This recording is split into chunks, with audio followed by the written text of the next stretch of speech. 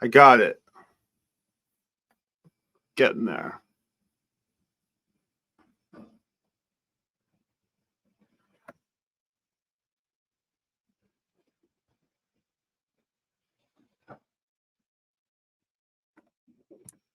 Hey.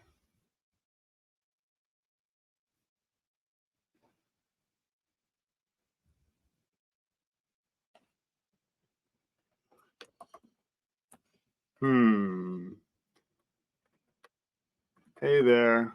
Okay. Okay, we're getting there.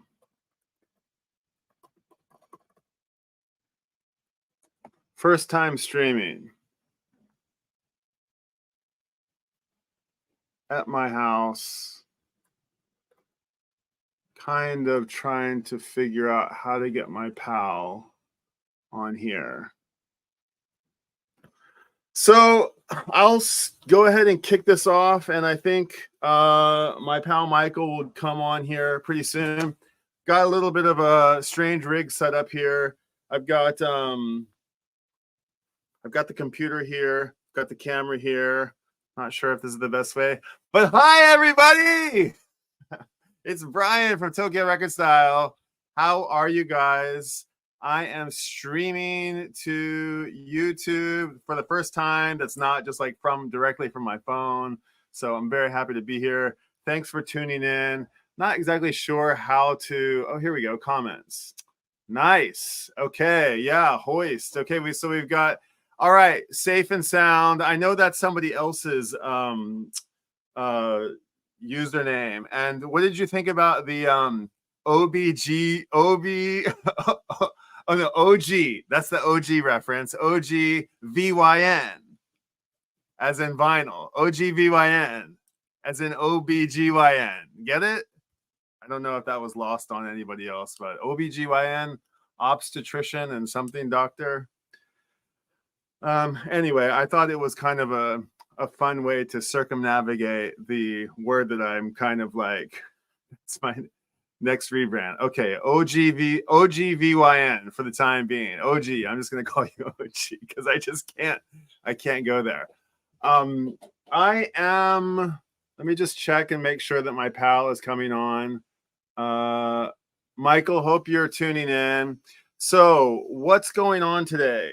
Well, my family is out of the house and my son had school today, and my daughter has a hey buddy, my daughter has a she's got a parent conference thing that I'm not invited to. So I've got the house to myself, and my son's gonna dash off here at some point. Apollo, what time are you leaving?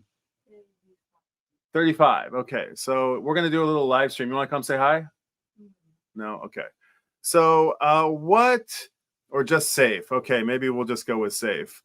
So what the plan today is this is kind of a test run. This is a beta run. This is like this is something that I actually intend to do again. I want to kind of like, I want to take the deep dive into this exact topic when I can kind of like know exactly what I'm doing. And okay, so my buddy Michael's here. I'm going to bring him to stage. Yo. All right. We're streaming and Michael's here.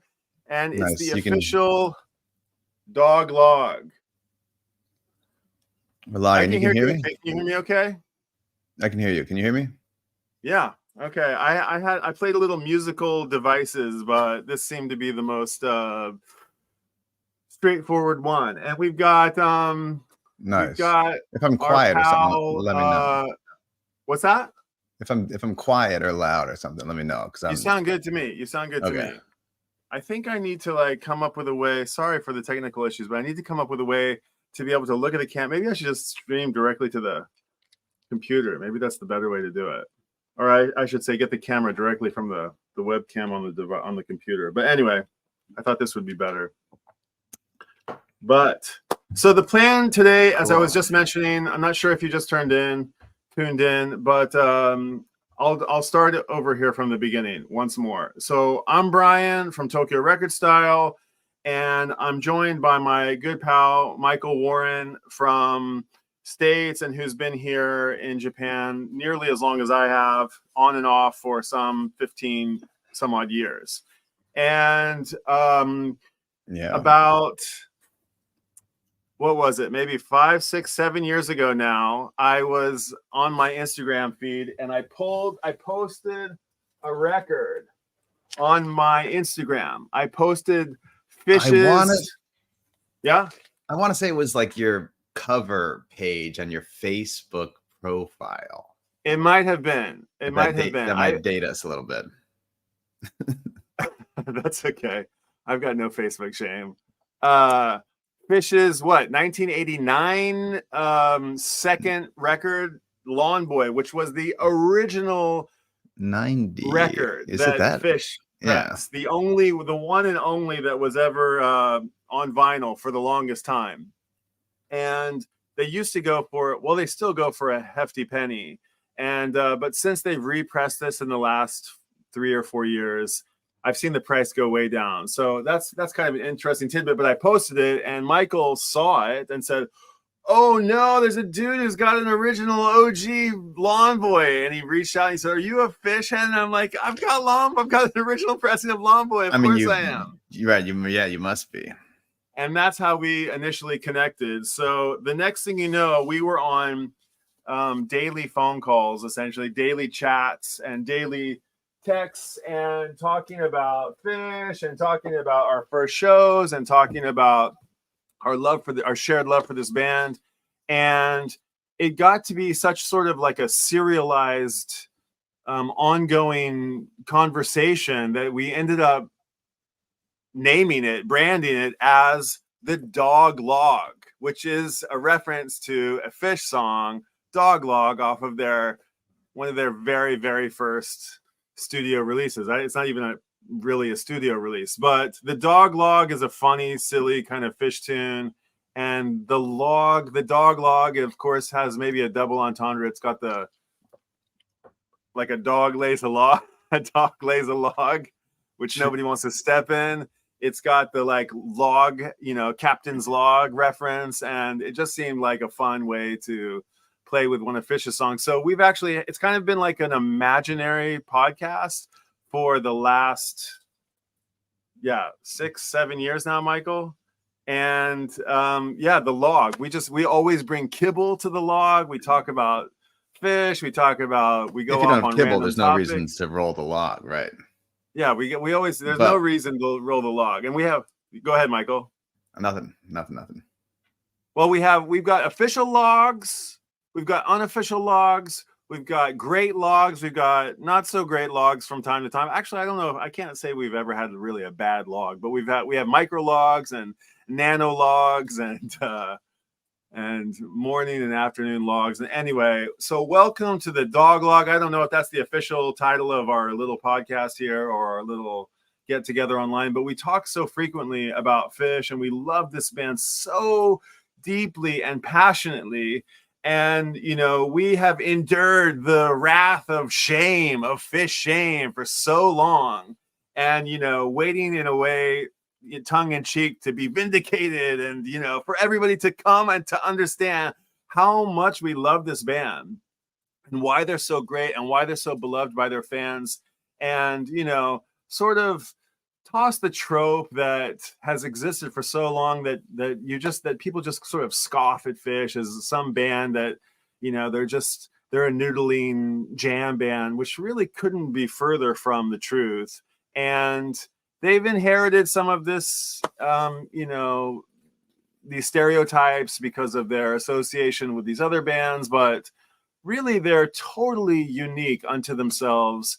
And I think these recent Sphere shows where they played a 4-night run and they really sort of took it from where U2 was, at their residency, and took it to a whole nother level. And suddenly, when I was mentioning Phish around the VC and around friends, people weren't so quick to chuckle underneath their breath for, liking Phish, because 40 years in the game, everybody from like Kanye to Jay-Z to Jonah Hill to Taylor Swift goes to their shows, and it's just time that they get the respect that they deserve. And so I think what has happened, and sorry to go on here so long, is that Phish has got such a giant breadth of discography that if you've been, no judgment, but if you've been in the pecking order, in the pecking gallery, who's just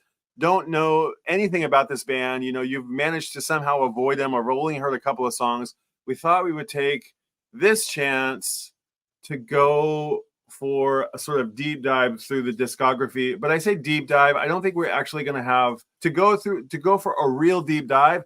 We would need 18 more of these sessions. I think actually, how many studio releases are there, Michael? Do we know off the top of our head? Actually, I think 16 or something. I think I've got. Let me see if I can. How do we share a screen here? I do. Right. That new album's coming out, and I feel like they were mentioning. Let me see if I can pull this up. Okay, close, share a screen, see how the way. Okay, let me just try here. But I want to say 16. Evan can't. Yeah. Anyway, so and that's the plan, is that we're gonna take each album, or I don't know, each facet of Phish, and there's an infinite number of facets, and we're going to go through them over the next however many dog logs that we might bring onto YouTube. The dog log goes on off of YouTube, and if you're out there and you're in the Phish world and you want to get tapped into the dog log, I don't know, like we haven't really talked about it, but maybe there'll be like an opportunity for us to open up the dog log. It's just been me and Michael for so long, but this will be just sort of like a test run going through the albums, and Michael is going to give his take on maybe an access point for you. What are a couple of great albums? If you don't know where to start with Phish, do you start at the beginning? Do you start at the end? Do you start in the middle? Maybe you'll hear something during our conversation that says like, oh, that kind of matches like what my interests in music are. And maybe you'll pick up on something and be like, okay, I'm going to start. I'm going to figure out this band Phish that I've avoided for so long. I'm going to figure them out.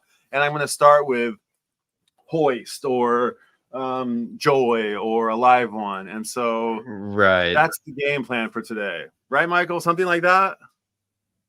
Yes, but with the caveat that really the studio albums are maybe not representational of what we really love about the band. But like me personally, it was a studio album that got me into Phish. But then you go for weeks, months listening to live releases, and you kind of forget the albums exist sometimes. Right. There's the albums are one aspect, where some bands it's all about the albums. With Phish, kind of like Fugazi, I just feel like I've heard Ian MacKaye interviews where he's like, we're not touring to promote some album, we're touring and playing shows, and maybe an album happens to come out, unlike probably a model that a lot of other bands follow, where it's like create album, release album, tour in support of album. It's kind of like there's many things about Phish that, like Brian said, are singular and unique, and they don't really follow the playbook of a lot of other bands in terms of studio albums. But the albums are a great place because they sound amazing. They're like well produced, engineered, mixed. They sound awesome, and it is probably a more accessible way to discover the songs than the live albums, but that's gonna, this is the thing. There's so many things to talk about, and they all recordings are sort of a rabbit hole that we will venture down at another time. But yeah, you got to start somewhere, and the studio albums are like a great reflection of the various phases of Phish. And maybe that's what we should do, Michael. Before we like jump into the first couple records, let's do one thing. I see a guitar in your background. Why don't you set up your credentials a little bit? You've got, now I see your Krausley behind you, but you also have like a number of sound systems. You have your own studio. You're very familiar with the entire music production world. Why don't you give a little intro here? Sure. I am, and I do own an acoustic guitar. Yes, that's true. You do own an acoustic guitar, and he likes Bob Marley too. Yes, I'm looking for something to show. I do. Off. The dog logs had a bit of we've had kind of a reggae. We have had a we have kind had, of whatever you call it. There's been a reggae deep dive happening. I mean, I play music. I like to record music. I'm into talking about microphones and gear and playing bands. Since you were quite young. Since I was a kid, played guitar when I was real little. My dad had a guitar, and I'd sit in his lap and strum while he played the chords, and eventually got my own guitar and was just always obsessed with music, And you've got I've 2 or 3 ongoing existing bands at the moment, and you've had a number in the past. Right now you're playing with a sort of beloved Japanese band called Advantage Lucy.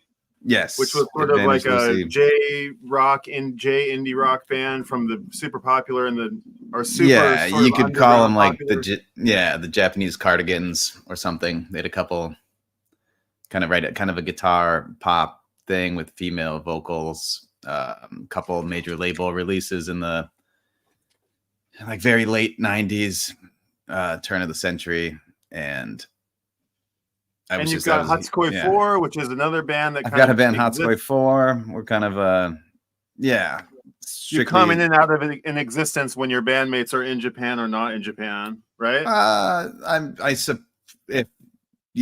Coming out of an but you're recording existences with playing live. Shows. Yeah. Right. We don't really play a lot of I just want to highlight, this is Michael's band from a decade ago called Honest People. This record is called Stay Light. Yeah, there you go. This is a stellar, really great, cool record with just tons of hooks and really great production, and the musicians on it are really great. I know, Michael, you play like so many of the instruments, but I think you've got some like pretty accomplished players on nice here. Group of people on there. Produced with my friend Chris Feuderich, who's worked with everybody from like Britney Spears to Not a Surf or like and I recommend the tune Incridion, and also Song for Zoe, which is Song for Zoe. That was written with my buddy Josh Williams. I will say this is a bit of a aside, but that's what the log does, goes off on tangents. But that album, Stay Light, I mean, thanks for the shout out, was mastered by a guy named Peter Lyman. I've heard that name before. Who was in LA for a long time, and now he's in Tennessee, but he's kind of tight with Vance Powell, and he has mastered, I believe, a few Phish records and a couple Trey Anastasio solo records. So there's a slight connection there with the mastering studio. Okay, so and I want one more credential for you. I want one more credential from you, but I have to remember, so part of the streaming thing is that we have to engage with the Peanut Gallery, and we've got Safe and Sound vaginal audio, which is vaginal audio. Having a real trouble saying over and over, and it's Safe and Sound is a character within the vinyl community on YouTube who's making videos, and who's a contrarian character, and he's also he was asking me about I don't know if it's fair to say he's contrarian. I don't really know if he's even a he or she. Their identity is a little bit of a mystery, like so many other people in the vinyl community who don't come on camera. And anyway, there's a world of people, and so shout out to Safe and Sound. I'm trying to rebrand him as a OG VYN, as in OGBY, OGBGYN, but we'll see if we get there or not. But anyway, shout out to Safe and Sound. And he's saying he brought to light that Trey was playing with Steely Dan for something that happened like in the last day or two, which I caught on Instagram or something. You saw that too, Michael. We were kind of laughing about it. And he's saying here that he's recommending a live one, which is a really great recommendation. One more credential, Michael. You are what point of a fan are you? What's your pointage? I mean, ranking? I'm a 2.0. I call myself a rumor. Let's get to that in a second. You're a 2.0, but I'm a 2.0 fan. I got into Phish right during the hiatus, that first hiatus, and then didn't get to see them until saw Trey band first, actually, during the hiatus before I got to see Phish properly in 2003 at Alpine Valley. So I came in. Alpine Valley is your first show, a legendary 2003 grew up in Minnesota. I grew up in Minnesota, went to quite a few shows at Alpine Valley. And you have a funny story there about how you went to the water wheel table or something like this, right? Yeah, you go to the water wheel table, you buy something, you get entered in the raffle. And after the show, we were just like, they were calling numbers and nobody was there to claim the prize. They called out like 10, 15 numbers. Like finally they called our number. We scored a couple backstage passes, like got to run backstage, left like two of our friends to just wander the parking lot. We had to find them hours later and be like, you guys are so sorry. Happened to, come into some backstage passes, and we took the opportunity. So you got to go backstage that was fun. At your first show. Got to go backstage at the first show. Pretty wild. It was 16 or 17 or something. I'm changing to this camera so I can look at you. There you go. I was going to say, though, when we talk about the eras, I'm thinking that this is a primer video. I've made quite a few mixes or playlists for friends, like different primers, like a Wilco primer or like a Bob Dylan primer, where it's like, there's Bruce Springsteen, there's these bands where it's like there's just such a huge catalog and you don't know where to start, right? And you do, it's good to have some kind of primer that's like, well, here's the major touch points. And I was thinking the Beatles often get talked about, like early Beatles, mid, late. There's kind of there are like Blue album, yeah. Oh, not even Red and Blue, but like early. Yeah, I know. I know. In the mid albums and the later, where like Rubber Soul and Revolver and Sgt. Pepper's are, I don't even know if Sgt. Pepper's is considered mid or late, but there are kind of people talk about the albums as like early, mid, late. It's only 7 years or whatever it is. But Bob Dylan doesn't really have that. You might say like there was like the Christian phase, and there was the upstate New York thing, or you would just say like the 70s records, the 80s records. There has to be some demarcation. Right. And luckily, I think, Phish, I call myself a 2.0 fan. Phish, well, they haven't rejected this. The fans haven't really, they'd rather embrace this sort of notion of the 0.0 eras, the eras of Phish. And like, I'll just lay them out real quick for anybody who doesn't know about Phish. So Michael is a 2.0er. He's 10. I've got 7, 8, 9 years on you. Right. I'm definitively a 1.0er. Michael's first show 2003. My first show was 94 at Red Rocks, and it was June 10th and 11th. And that's exactly 30 years ago. So I'm very happy to be celebrating a big Phish anniversary. That I was 17 years old. I drove my Volkswagen bus from Oklahoma to Red Rocks and saw my first show. The first songs were like really blew my mind. I had a handful of albums. I had Rift and maybe did I have Hoist by then? But I didn't have a whole bunch of tapes, and there was a bunch of songs that were new to me at the show. Even the very first song right out the gate was one that I didn't know what it was, and it was like you might be disappointed, that like, oh, they're not playing the song that but I found that very, very, very exciting. And I remember I thought about this before we hopped on this log, but like, I kind of remember like In Excess. Oh, I remember like Gangster Rap and like the We Are the World. And I remember like finding like, They Might Be Giants. And I remember like this swell of Grateful Dead interest that had suddenly come back, and it was like 93 and people were wearing tie-dyes. And like when I heard Phish, I remember thinking like, oh, this is different than anything else I'm listening to. This is different than anything else that's out there. It's different than anything that's on MTV. It's different than anything I'm listening to my buddies, on our boom boxes. And Yeah. that was the thing that really appealed to me about them. They weren't like anything else I was listening to. Did you have that kind of experience?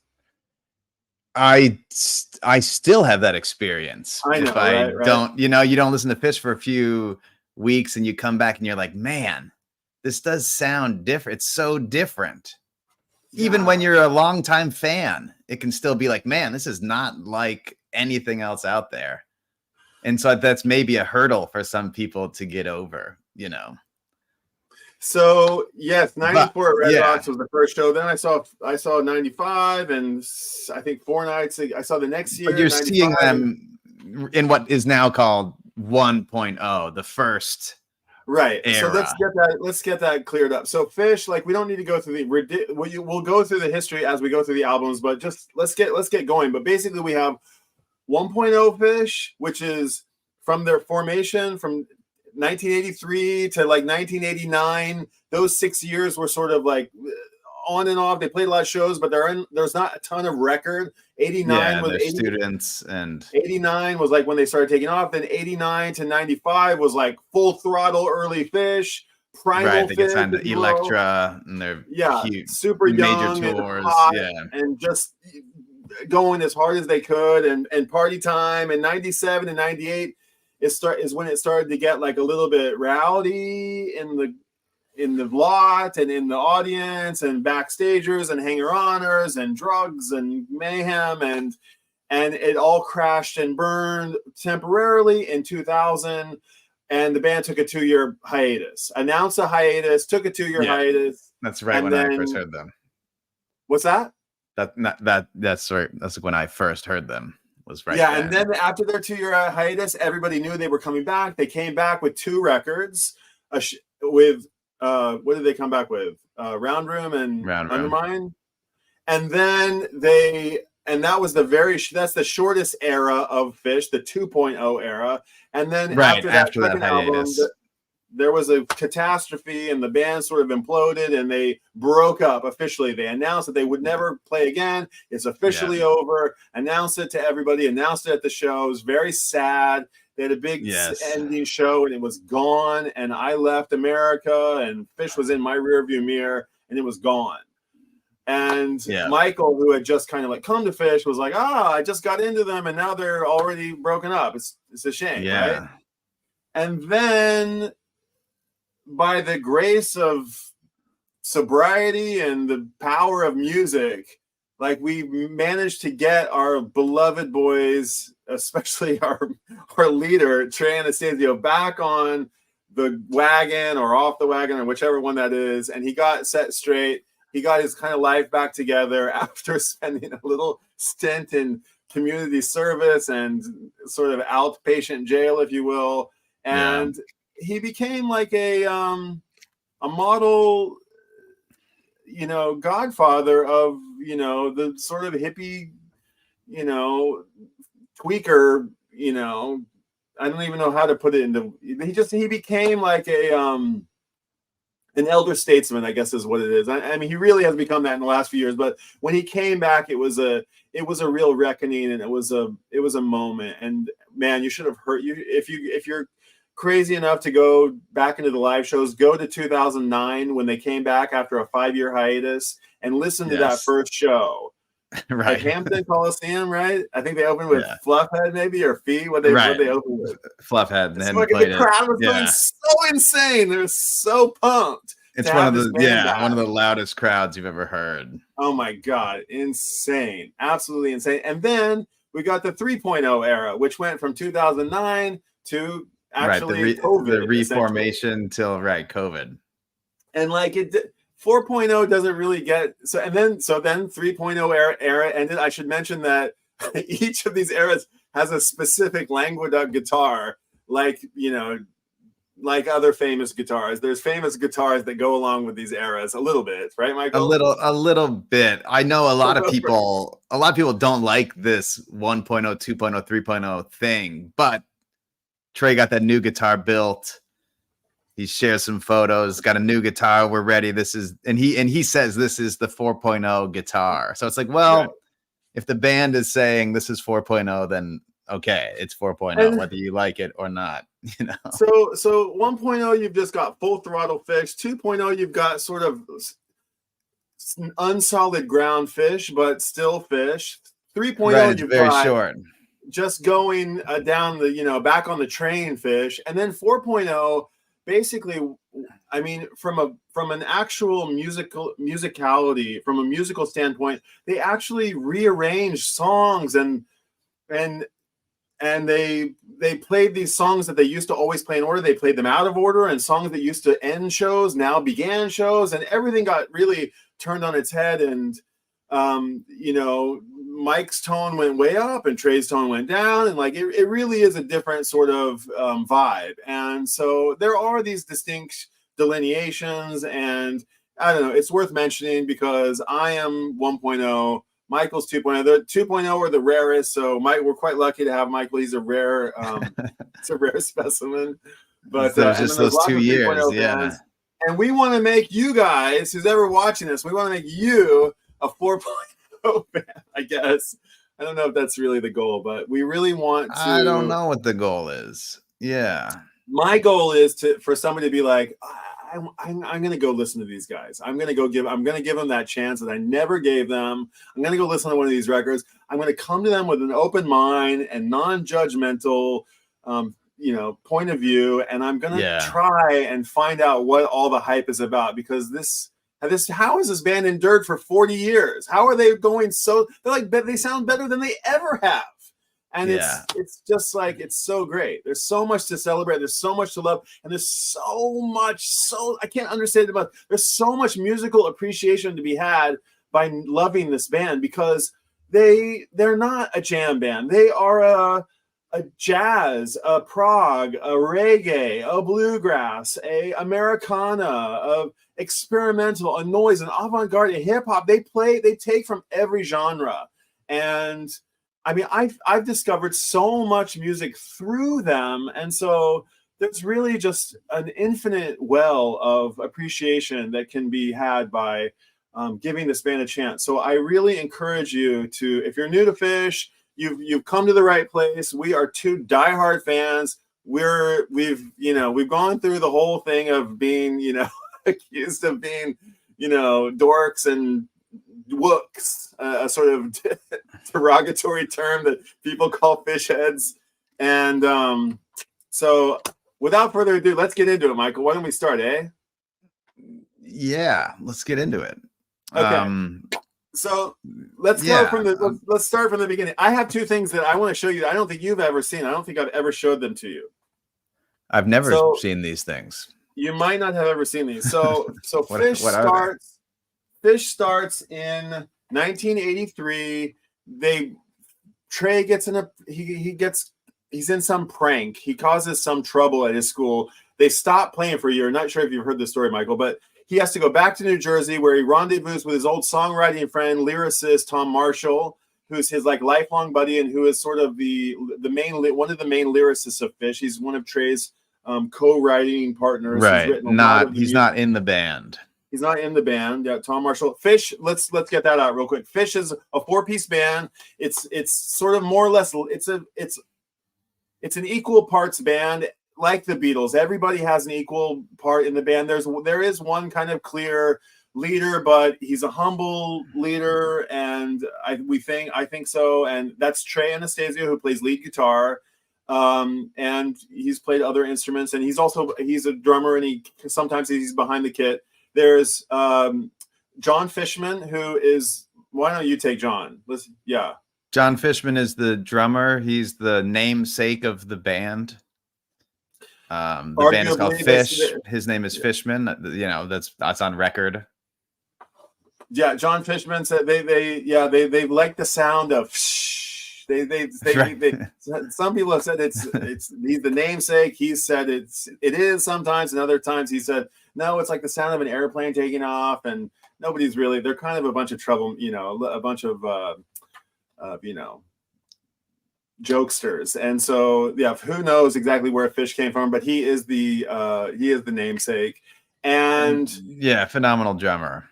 They met incredible limb independence, multi-limb, independent limb Yeah. drummer. Yeah, incredibly talented. He's going to go down in history as one of the great drummers.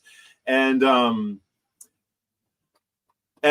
Mike Gordon, who is the long-term bassist. Let's go to the comments section. We forgot John Fishman plays drums and plays the vacuum. There's also vacuum. There's the occasional vacuum solo. He does play the vacuum. Yeah. You can find him on the back of one of these Boy. old vacuums on stage, and when he goes to the front of the stage to play the vacuum, typically Trey goes back on drums. And can we get a look at the back cover? There he is. He doesn't look like a hero. He doesn't quite. 1.0 blonde Marley guitar. Yeah. So that's who you're dealing with. Okay. Vacuum. Yes. Drums and vacuum. He is the most curious of the band, but he's also sort of I'd say he's the quiet one a little bit, even though he's actually kind of the most. He's like George Harrison in that way. He's sort of the most cheeky. He's gotten naked on stage. He wears a dress, but he's apparently the most hardworking member of the group. He's always constantly practicing. Yes. And he doesn't care about, being seen or wearing cool clothes. And he runs a little general store up in Vermont or something like this. It has a bunch of kids and animals and a farm and something like this, right? Something like this. Yes. I will also say, vacuums and dresses and all these things. I think if we try to go as macro as possible, Phish, there's such an element of humor to everything Phish does, and I think that's part of what maybe turns some people away, potentially. Or it's like you hear some lyric that just sounds so dumb, and you're like, who would sing such a stupid lyric, without maybe understanding a larger context around that song, Right. I think so many of people, what Phish is like one of the Phish in the early days. They had a game where they sent beach balls out into the audience, and there was 4 beach balls, and each one was associated with a particular member of the band, and the band played to the beach ball depending on how the audience interacted with the ball, and they each had a different ball. And so I'm just use that to illustrate the point that the band and the audience have this symbiotic relationship where they're very much exist in tandem. And one of the other things that the band did was they're constantly gagging, playing gags on people, and they did this radio show, and they invented this secret language where the band would play, for example, they'd tease a little bit of the Simpsons the Simpsons theme song. And the whole audience, because they were one of the very first bands that had a Usenet site, they were one of the first bands on the internet, they were able to communicate directly with their audience rather early in their career. And they disseminated information that we're going to play this little part. It's going to be a joke. And only you guys who are reading about, only you guys who are in the know are going to be able to do this. And they created this secret language, and the audience was in on the gag, and you had to sort of keep up. And so, when you hear this riff, the audience will, fall down or fall down. Right. Yeah. All these different little secret codes and inside jokes. But it makes you it makes you part of the band, in a way. So that's kind of a really cool thing. And I'm seeing here that have you ever heard of the Santana Show, where all 4 members of Phish guested and Fishman does an extended vacuum solo? I'm not sure Carlos was amused.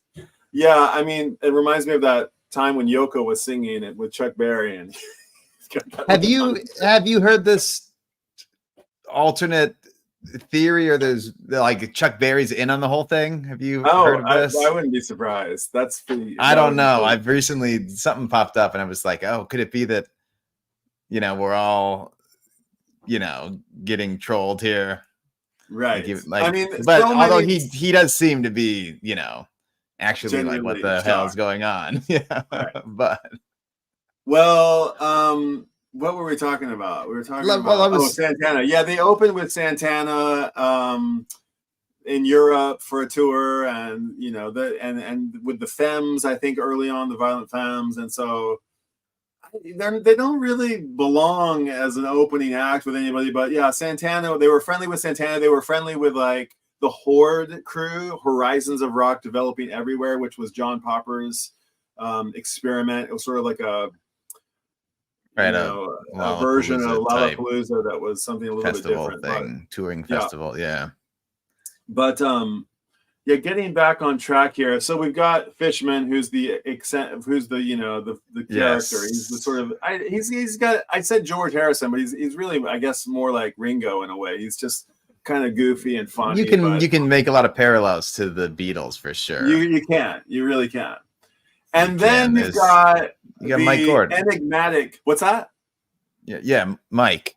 Then you've got the enigma that is Mike Gordon, who is the most curious of the lot for sure. He has had the pompadour hair. He's had the mullet. He wears he's had the Fraggle Rock. He's had look. He's had every look you can think of. No filter in expressing himself. He is the ultimate model of personal expression. And yes.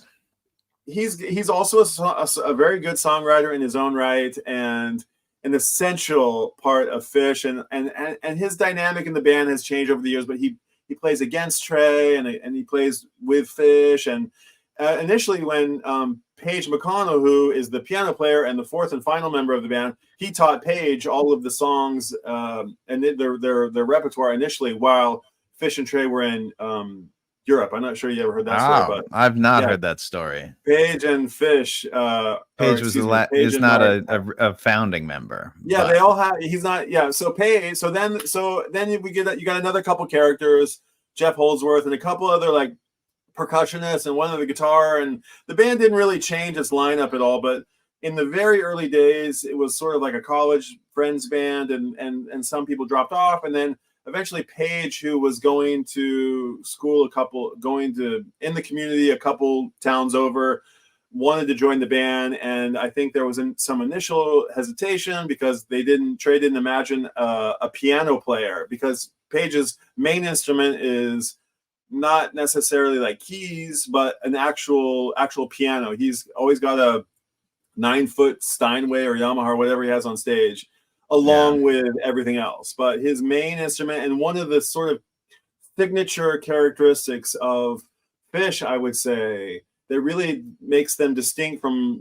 bands that you might be easily able to compare to them, is that they have this gorgeous, sparkly piano in the mix that it just makes every song feel very sophisticated and elegant. He brings a sort of elegance to the band that I think the other guys are a little bit, he's the loafer wearing, nice shirt wearing, not necessarily the always like to see Page's the least new shirt. ragamuffin of the group. Yeah. Yes. Okay. So we've established who our four heroes are: Trey, Mike, Phish, and Page. And in those early years, 83 to 86, they had a demo. They had this kind of like studio demo. This is the Phish 1987 Look at that studio demo. This is the first known album or collection of songs that existed from Phish. It's called the White Tape. This is a copy of the White Tape, but there was an unofficial demo that was created over 3 years that has on a 4-track, and it's very weird, and it gives a good indicator of what was to come years ahead, years down the line. But it's got I think there's a couple of different versions of it, but it was passed around, and it was never like officially released. Phish wasn't on a label, and but it was their demo that they sent, like, for example, to some Boston, Mansfield, I forget where it was. They said they needed like most bands, they needed a demo tape to send to promoters to say, hey, we're a band, this is what we sound like. And the promoters really wanted to deny this. Some of them, they wanted to deny Phish, but Phish had this cult following that followed them all over the place, and they could sell out giant stadiums. And it started with the 87 demo, 86, 87 demo that eventually became the white tape. I think it's even like a gag on the, the white album. And it was initially released on CD, and it's like a sort of it almost sounds like home recordings, like a Zappa sort of like walking around with a tape recorder. Of course, Trey and the guys were like very influenced also by Zappa and as well as Santana. And it's got some weird things on it. It's got some spoken word on it. It's got some early versions of some of their amazing songs, like "You Enjoy Myself," which could be considered their sort of signature. Their signature song. Yeah. It's got some funny ones from Mike Gordon. It's got N2O, and it's got like I think Michael, as you suggested, like if we go down the rabbit hole of song by song, it will never get through this thing. But it's got it's worth, like, I would say this is not a place to start with Phish, even though it is their first record, which they did later release on LP. But if you've gotten through 5 or 6 studio albums, it's time to come and just see what this is all about. It's got some interesting things that it's like a companion piece to what's to come. That's how I would describe it. Michael, what about you? And that sounds good to me. Yeah. So there's a comment saying "Divided Sky." Yeah, it's pretty much a precursor to the first LP. Right. It's got, which I think the first LP could be a great place to start, actually. Yeah, in my opinion. Yeah, I agree, but I'm going to continue down this route because we're going to get there. Because after 1986, there's Trey. The boys are still in school when they're college students when this thing comes out, and Trey, for his graduation thesis with his bandmates, he wrote a opera, if you want to call it that, a story with accompanied music and narration that goes throughout the piece. I believe it started out as a 9-piece movement called "The Man Who Stepped Into Yesterday," and it follows the story of this guy who steps into a fantasy world, and he finds that there's a people that are living there, a lizard people who have been taken over by the evil king, who has taken away their knowledge of helping friendliness and has hid their book, their book of what's the book? Read the book. What's the book called? The Helping Friendly book has hidden the Helping Friendly book in the castle, and the rebels are trying to get it back. And there's songs and stories that go along with this thesis called "The Man Who Stepped Into Yesterday," also known as Gamehenge. And this is my cassette copy of narrated Gamehenge. This is the original copy of narrated Gamehenge side 1 and narrated Gamehenge side 2. This is probably like Gamehenge is like the world, like Middle Earth. It's the place where this story takes place. Is that correct? Yes, and it's like Gamehenge has these characters in it, and there's Colonel Foreman, and there's the evil King Wilson, and there's Tila, and there's traitors, and there's the AC/DC bag, and it's quite an epic story. It's got a little Odyssey vibe to it, and it's fun. And there's these ancillary songs that came about from it. They weren't a part of the original collection of songs, but they've since grown out, and the world has sort of overlapped into other things that came out down the line. And it's a fun little like side project that is part of the whole Phish world. And these songs that are part of the Gamehenge story, "The Man Who Stepped Into Yesterday," they come into Phish's live performances throughout the night. They don't always appear. Of course, like Phish is famous for playing a different show every single night. And they sometimes appear in the set list and sometimes they don't. And the audience really loves it. And they've played the entirety from beginning to end, this complete piece of music, "The Man Who Stepped Into Yesterday," only I think 5 times in their entire career. In the early days, they played it like once in 91 and twice in 93 and once in 94. And then they didn't play it forever and ever and ever. And then last Halloween, Michael, is that right? Last Halloween, they busted it out. New Year's Eve, just New 6 Year's months Eve. ago. Okay. New Year's Yeah. Eve.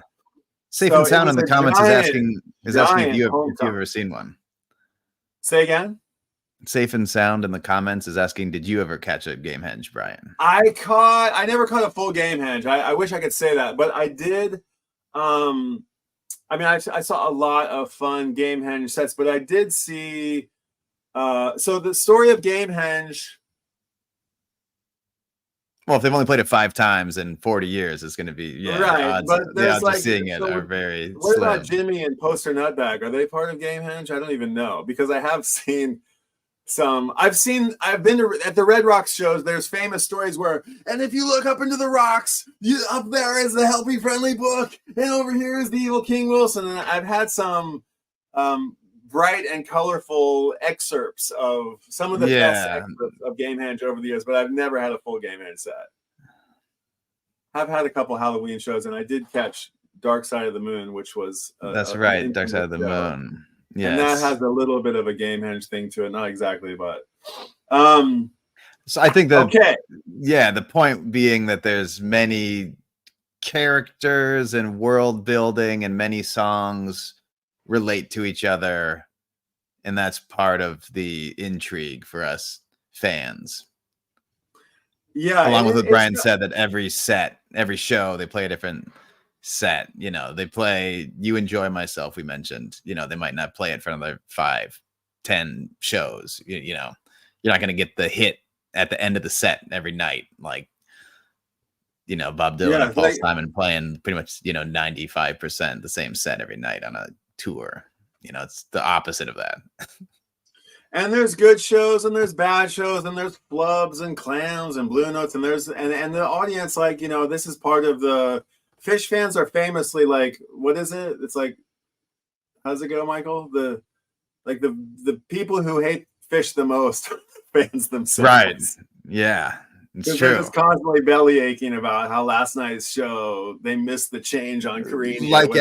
Like any sports fan. Yeah. The most hardcore fans are the most demanding, Right. Okay, so we've just burnt an hour without even talking about we haven't even got into their discography officially. This could go sideways, Michael. We should pick up the pace. I anticipated this happening. I take full responsibility. Okay. George Martin is the 5th Beatle. There are 3, I would say, and others. There's 3 other sort of ancillary members of Phish who are very important. Interesting. One is Tom Marshall, who we've already mentioned, the lyricist. Another is Chris Kuroda, their lighting designer. They famously have an amazing lighting setup. Chris Kuroda, he even has a nickname called CK5. Which 5 implying that he's the 5th member of the band. And then the other very important sort of addition to their lineup is Jim Pollock, who has created the visual language of Phish. He is an artist that goes way back with Trey, and you will see his artworks all over, especially early Phish stuff, but if you saw the Sphere shows or you caught an image of it in a blog post, you might have seen this amazing sort of Greek urn, amazing kind of chapel of layers of this incredible illustration. That when you saw that, you were looking at the work of Jim Pollock, whose work doesn't really stand out as particularly, exquisite, or I don't want to say he doesn't have a really technique that stands out, but he has this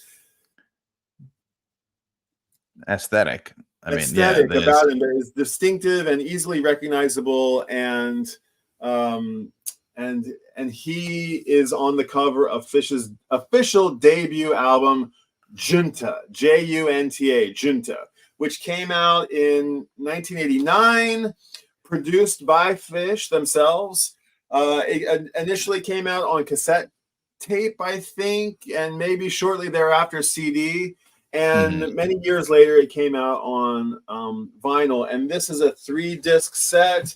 And we've got some of Phish's most early sort of prog rock composed movements of music, fuguish sort of orchestral type arrangements. It's definitely a rock and roll band, but there are very composed parts to so much of Phish's music. A lot of it is improvisational and experimental, but a lot of it is very articulately composed. And it's really often said by Trey that like they only can get to the places of like pure musical freedom, you know, on the foundation of being like very hardworking and well-trained musicians who learned Trey's early, you know, compositions. And I think, you know, Trey's got some experience in the symphony. He grew up going to the symphony, and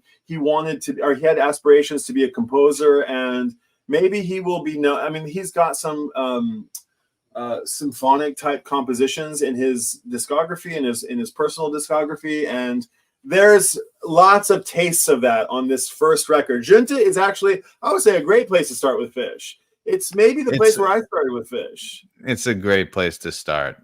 It's, you know, it's like you're getting 101 here with Phish. And if you don't like this record, don't worry, there's more out there, and you can come back and appreciate this later. This is probably like, he's talking about a weasel and he's talking about some doll, and the lyrics are a little bit out there, and it might turn you, like some of those gags that Michael was talking about.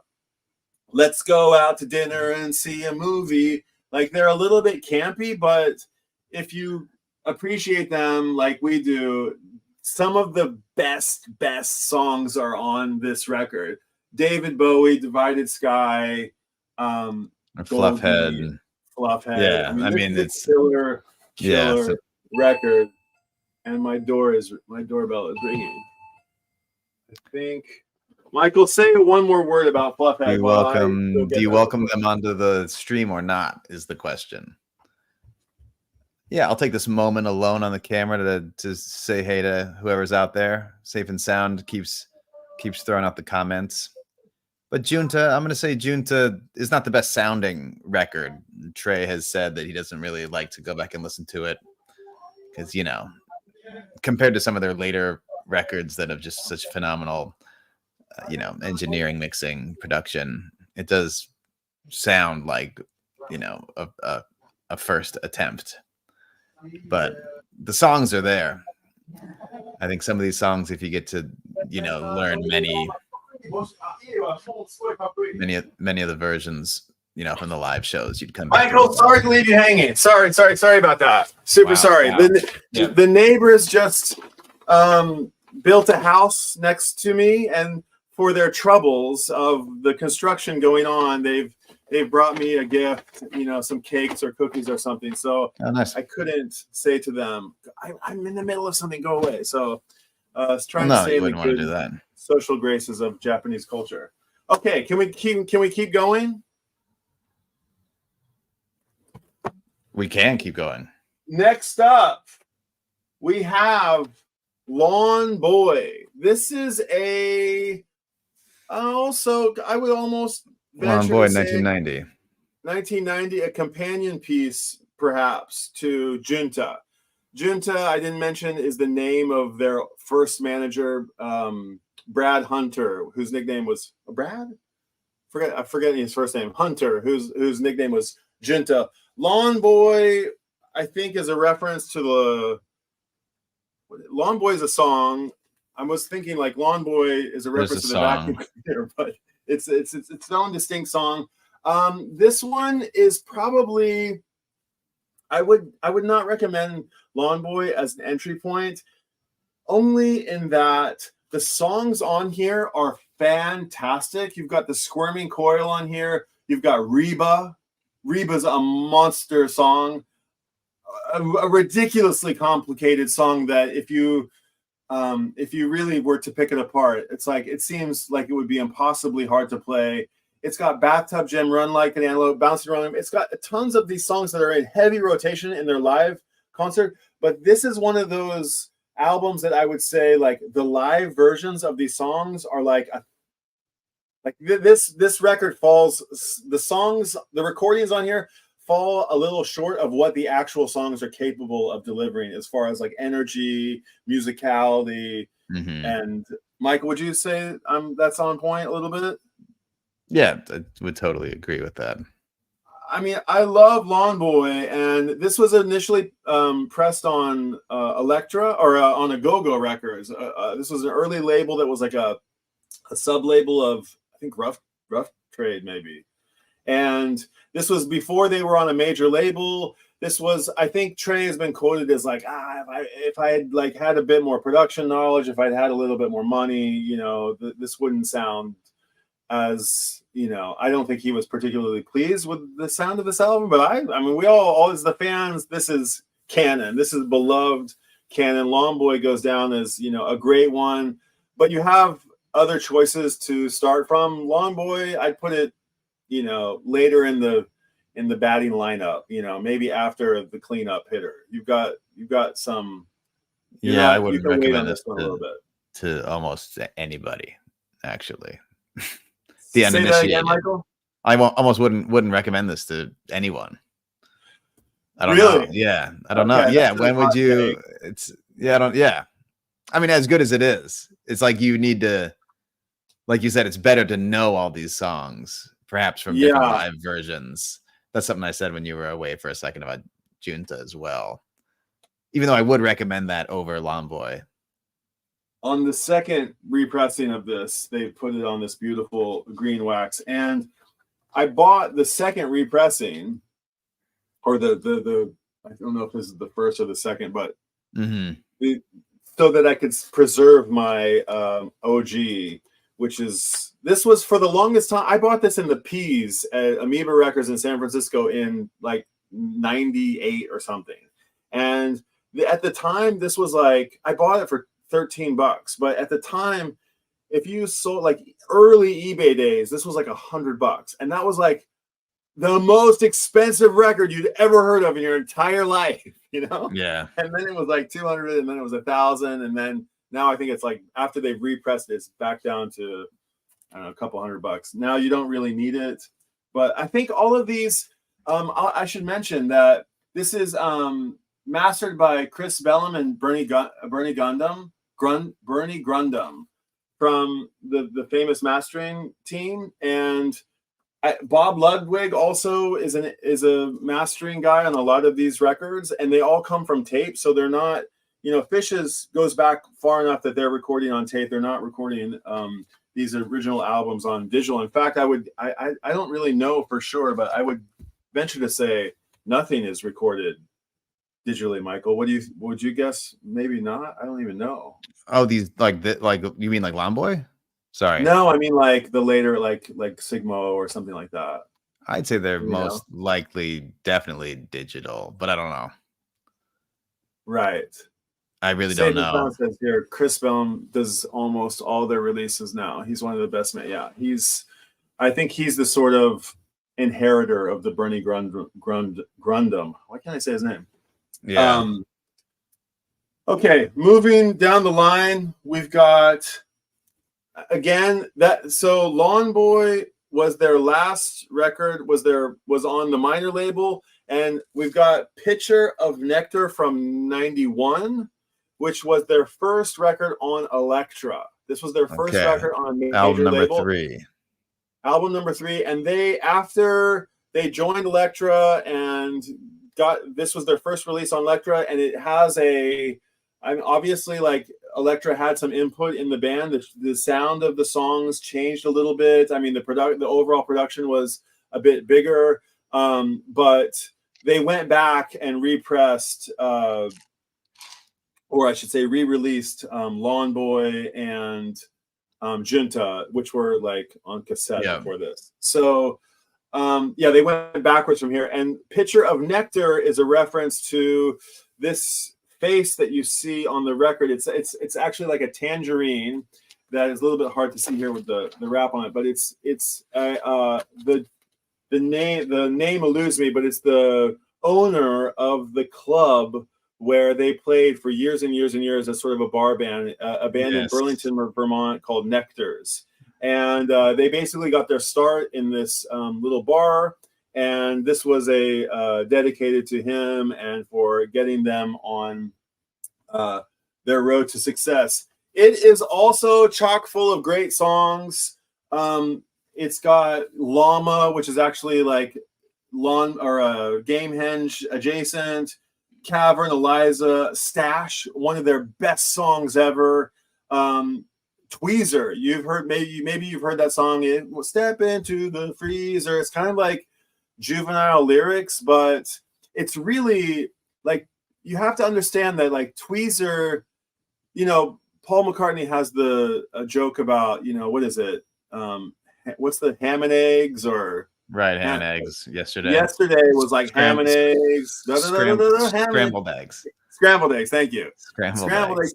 Tweezer is almost like a placeholder of a lyric. I don't want to say that it is or that it was, but Michael and I have a word that we say like vehicle for jam. Like this Tweezer, a live Tweezer can go on for half an hour, and that might deter some of you, but they may go on like an epic jam on a Tweezer or a Stash. I think Stash is kind of composed from beginning to end, but right. And then, what would you say about Tweezer or about Picture of Nectar being an entry point for a fan?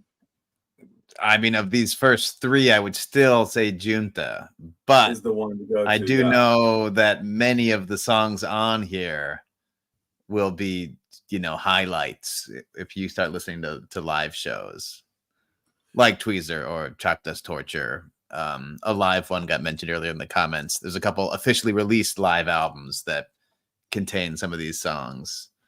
Like Brian mentioned, there would be, I think there's live versions. These are kind of like prototype. It's like a blueprint. It's like, here, this is what the song is, but it's not what the song can be. Right. That's a good way to explain it. Also, where the album before it, Lawn Boy, had some sort of like tongue-in-cheek songs, like I mentioned, these kind of like a little bit Zappa-esque-ish songs, and the one before that, Junta, which spotlights a lot of these like composed songs.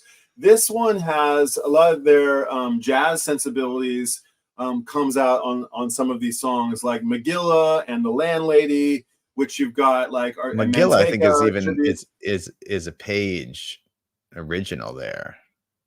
That might be the first Page song. That's true. Fat, I think, which has never been instrumental piece, which has never been ever played.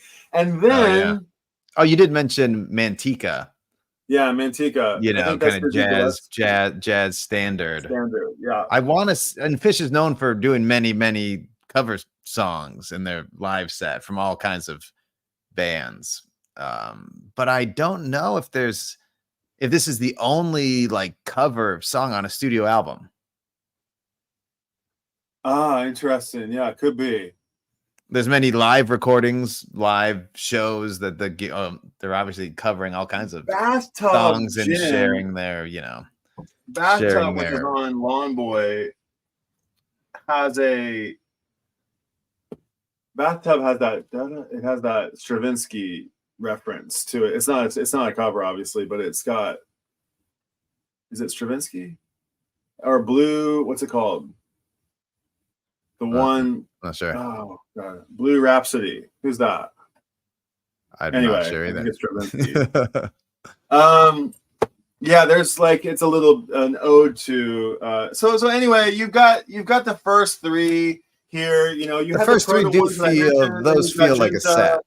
Lawn Boy and Nectar. What's that, Michael? These first three feel like a set. Yeah. And this is early Phish.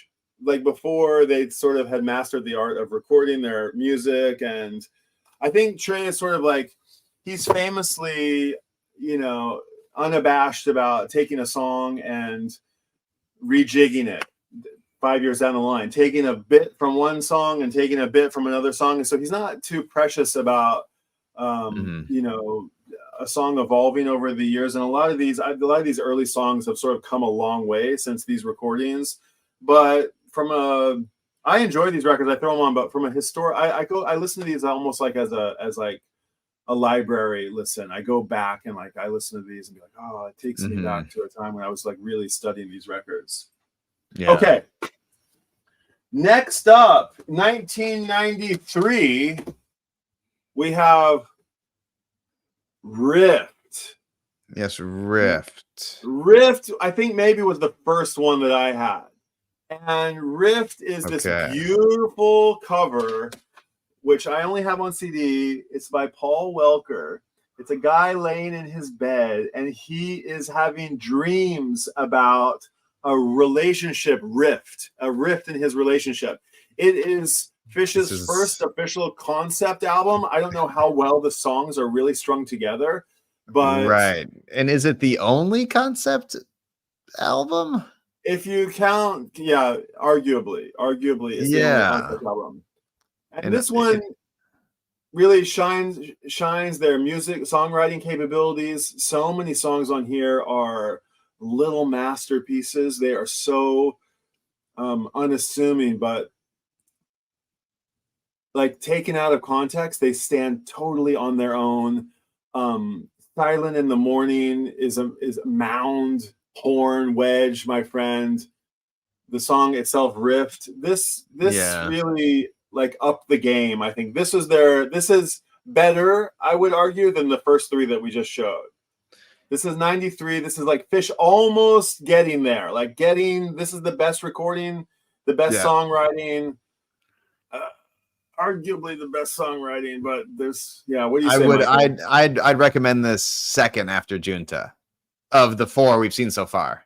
That's fair enough. That's fair. Everybody's going to have a different take, but I would put this way up near the top. This is one of their best records. Okay, I've listened to it 1,000 times. It's like I'm a little bit exhausted by it, but it is a great place to explore. It should be in your first 4 records that you're listening to. And it's a reflection of earlier Phish, and it's a great collection of songs produced by Barry Beckett, who I don't remember knowing much about Barry Beckett. But 93, and it was famously released at one of their festivals. I should say it was pressed on wax and sold at one of their more recent festivals. I think 2008, 17 or 15 or 18. I can't remember when it was, but it was limited to it was only available to those who were at the festival, and then they just repressed it recently, and it like sold out immediately. And Michael, you didn't get a copy, did you? No, I didn't either. I was really bummed about it. But the cool thing about it is like, like this CD is from the CD era, and I'm sure it sounds good enough and put through a nice system. It's going to sound great, but I'm sure it's been remastered for vinyl by the characters that we've been mentioning, and it probably sounds hot. And I would love to get this on vinyl. I don't have it on vinyl yet, but Rift. And Rift, yes. I will say on the cover of the record, on this Paul Welker image, every song you'll see the guy is laying here in his bed lengthwise. He's laying like in the bed like diagonally. And there's a song on here, when you're there, I sleep lengthwise, and when you're gone, I sleep diagonal in my bed. And anyway, every song has every little detail of this picture has a song that relates to it. Here's Maze and a few other songs, but the one song that is not on here. Why is my doorbell ringing again? Oh, jeez. What should I do? Should I ignore it? I'll take over here again. All right, Brian's off. Right now, I can't. Apollo's at Juku. He's going to be back in a little bit, though. You can come back and maybe. Let's just eavesdrop here, everybody. All right, see you, buddy. Okay, it's a popular house today. So the one song that's on here that is not inside this picture that is not inside this illustration is a song called Horse, and a great tune, by the way. And that is the reason that they featured it on their follow-up to Rift, their 1994 release, Hoist. They had us, they were going to name this record Hung Like a Horse. Their very first fan, Amy Skelton, is a horse animal husbandry person, and this is her horse. I think I read once that the horse's name is Millie. I can't remember, but they were going to name the album Hung Like a Horse. Do you know this, Michael? They were I've heard that. I've heard that. Yeah. Opted not to, and they released this. And this one is produced by. Help me out here. Do we know who is this? Paul Fox. Paul Fox. Okay. It was recorded in. Okay. It was recorded in L.A. outside L.A. It is a very different production quality from those first four. And I think to date, it is their like highest selling album, believe it or not. I'm not, don't quote me on that, but it's one of their highest selling records. It's their most sort of accessible. And this has an amazing sound stage and soundscape. It's got, or what am I trying, instrumentation. It's got banjo on it from Bela Fleck. It's got Alison Krauss singing on it. It's got even Jonathan Riker. What's his name? I forget his name. The actor who played he's like in Star Trek. What's his name? From Star Trek. He plays on this, and there's horn section, right? It's got backup singers. It's giant country horns. It's a big, lush record with pop. It's a lot of power. It's got a lot of power, and it also has some beautiful ballads on it, and it also has an interesting Hebrew song on it. It's like Jerusalem, Yara something or other. I can't remember the name, but it's got this like beautiful Hebrew chant at the end of it. And Phish is like, they joke about it. They're like 3/8 Jewish or something like that.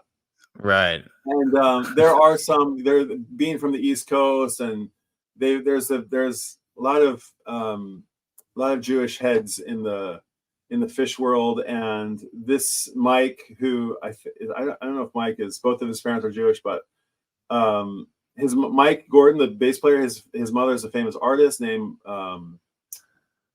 Minken. I'm forgetting her first name, Marjorie Minken. And that might be right. I heard stories about young kids who wanted to go see Phish, and they begged their Jewish parents. They're like, they're a Jewish band, they sing Jewish songs, and this was one way that some people got to go see songs.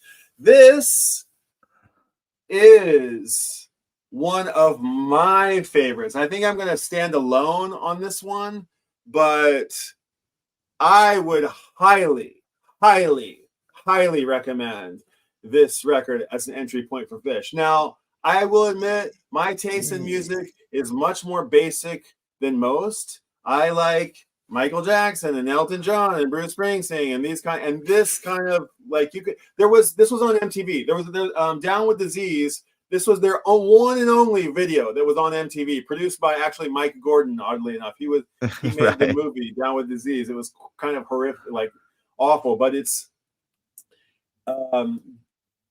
This is a great record, and I would recommend, so maybe you're going to get a little bit of a polished version, a little overly polished, maybe some of that, like, not necessarily like gated drum sound, 80 sound, but you're going to get. No, it does sound great. It sounds great, and it's hooky. It is. I would say it's pretty hooky. Great record. You could almost recommend this over Junta, but borderline. I'd almost say, check out Junta and Hoist together as sort of an A-B from, early days to proper, big, record label budget studio sound. And how Hoist at the end, you mentioned, right? It goes into that kind of there's that chant in it, but it also like segues from this studio thing. It goes in it crossfades into this jam from one of the live shows. And so you almost you hear this great jam and you're like, wow, this is great. And if you like the sound of that, that's sort of the sound that we're chasing as fans when you are listening to a live show where they're all four locked in and, moving as this one machine. Here's the sort of campiness of the band. There's the drummer, John Fishman. Here's Mike Gordon, the bass player. John Greasy Physique Fishman. Trey here, and they do. This is like actually on the brand. They do barbershop quartets. They master the art of singing in 4-part harmony, and they occasionally do "Hello, my baby," "Hello, my darling," "Hello, my son," so don't go get me wire, and they freaking like channel these characters. So they do. And like I was thinking about Michael, like Junta is the black and white Pollock cover. Lawn Boy has that ridiculous picture of Fishman on the back with a lawnmower. Right. Like, Rift has this sort of blue, almost like dreamy vibe. And this one's got this yellow, bright, like you want to know what's on this record. This looks like you'd put this on your record store wall, right? And not to mention, this is a record store day release, and it's pressed on. It's got a beautiful book in it, and it's pressed on beautiful splatter vinyl. This was like record for from 2018. But why I bring that up is like this album almost looks. It sounds almost like it looks. Yeah. I think these records are like the covers are actually pretty representational of the music. Yeah. That's really interesting. Packs a punch. Yeah. So a bit of an MTV sound, but it just didn't quite hit the mainstream. A la 1993, 94. Yeah, exactly. I don't know what the viewers, impression of MTV is, but if you think 94, I was 17 in 94. Yeah. That was like I was crazy for this record, and this one too. Yeah. I was 16, and I was just like I was going nuts for both these records. Okay. I want to say with Hoist, one last thing is that we talk about all these songs being amazing live staples. I want to say that a lot of the Hoist songs hadn't been played live yet when the album came out. They were like all like new. Actually, that's a good point. So there's a famous show called the Game Hoist Show. True, we talked about Game Henge. And the Game Hoist Show was one of the last times that it was one of those few times when they played the entire Game Henge set. And then for the second set, they played the entire album of Hoist. And that was the show, Michael, that inspired them to play the musical costumes every Halloween, which is on the Halloween shows, they learn another artist's album from beginning to end, and they played that album in its entirety. Yeah, not just a cover song, a cover album. The entire album. Started with the Beatles' White Album, which sets the bar quite high. Sets the bar very high. Not to mention sandwiched between two other sets of their own music. Right. Yeah. They had their own first set. They had their musical costume set where they came out and played the entire White Album. Then they went off stage and because it's Halloween, they came out and played a third set, which is standard issue Phish, fairly standard issue. Like 4 hours of music. People are complaining about 3-hour shows, 5 hours maybe, man, like long shows. And from White Album, they went to Quadrophenia. From Quadrophenia, they went to Remain in Light.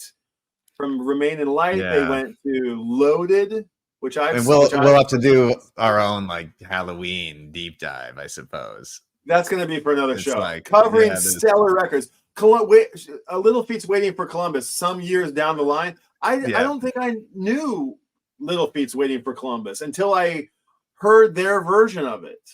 That's what I mean by like they are a Right. gateway to like other music. Like, okay, fine, I should have known about one of the greatest live albums of all time. I didn't know about it, and I got led to it by way of Phish.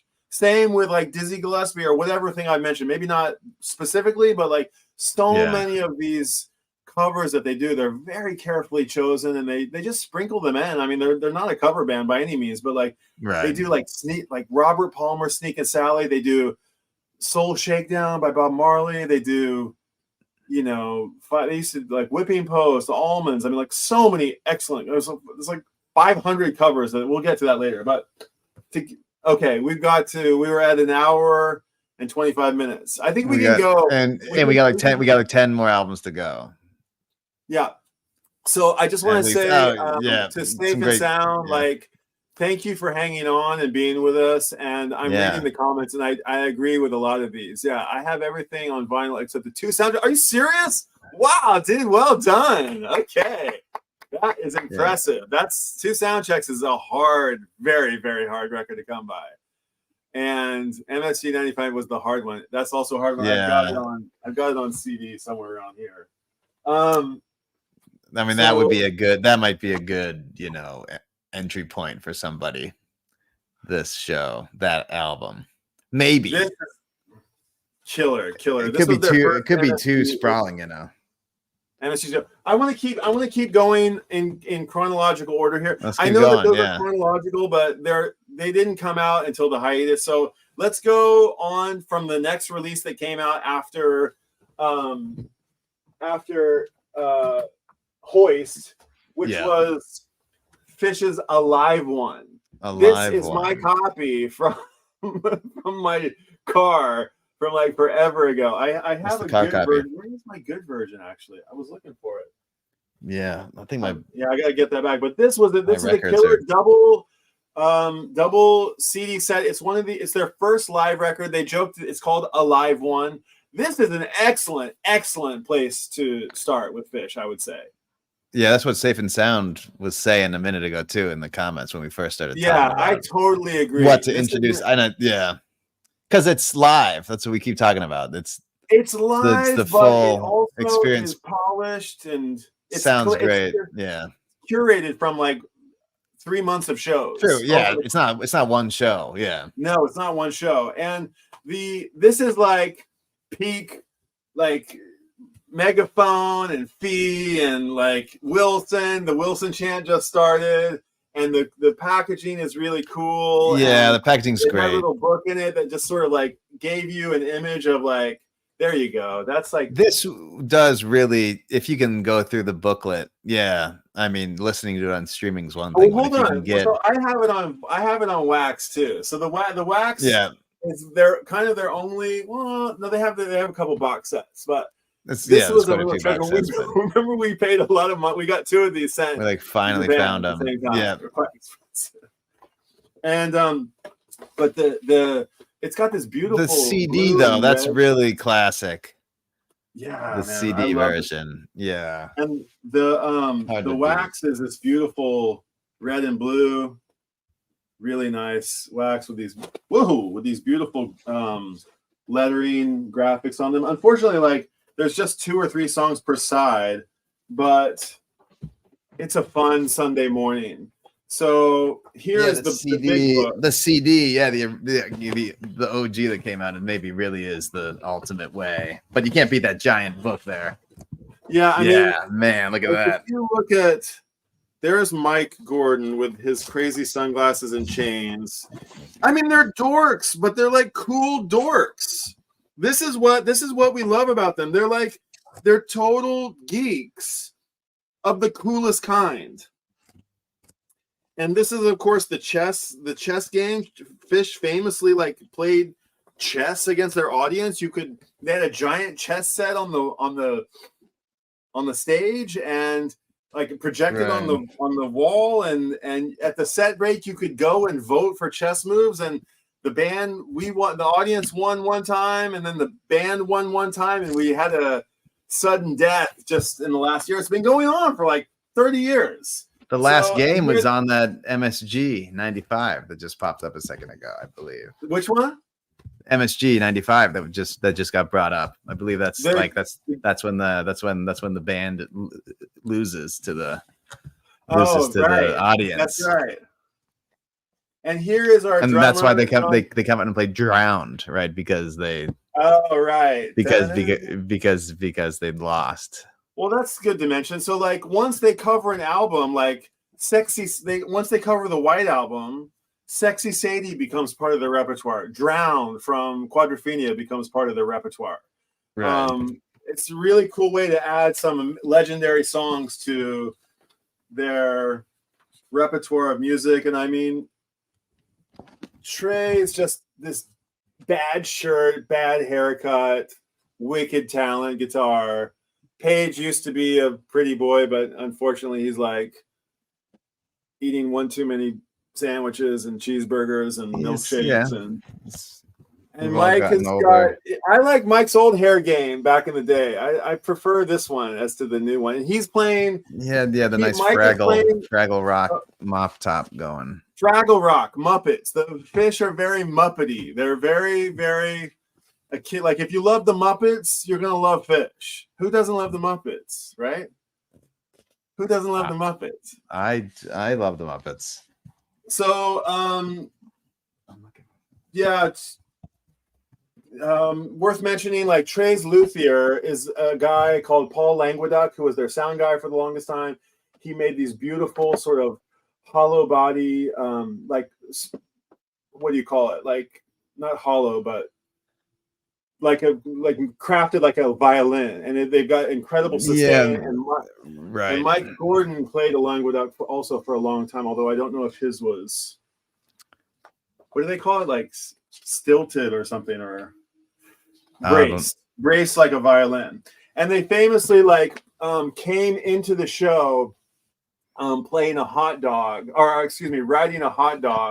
from the rafters of MSG, and where they have played some 60 times. 60 times. Phish has played MSG 60 times. Their name is in the rafters, and the reason that they came out on the hot dog, which now is in the foyer at the Rock and Roll Hall of Fame in Cleveland. Phish is not yet in the Rock and Roll Hall of Fame, but the hot dog is. And the reason that they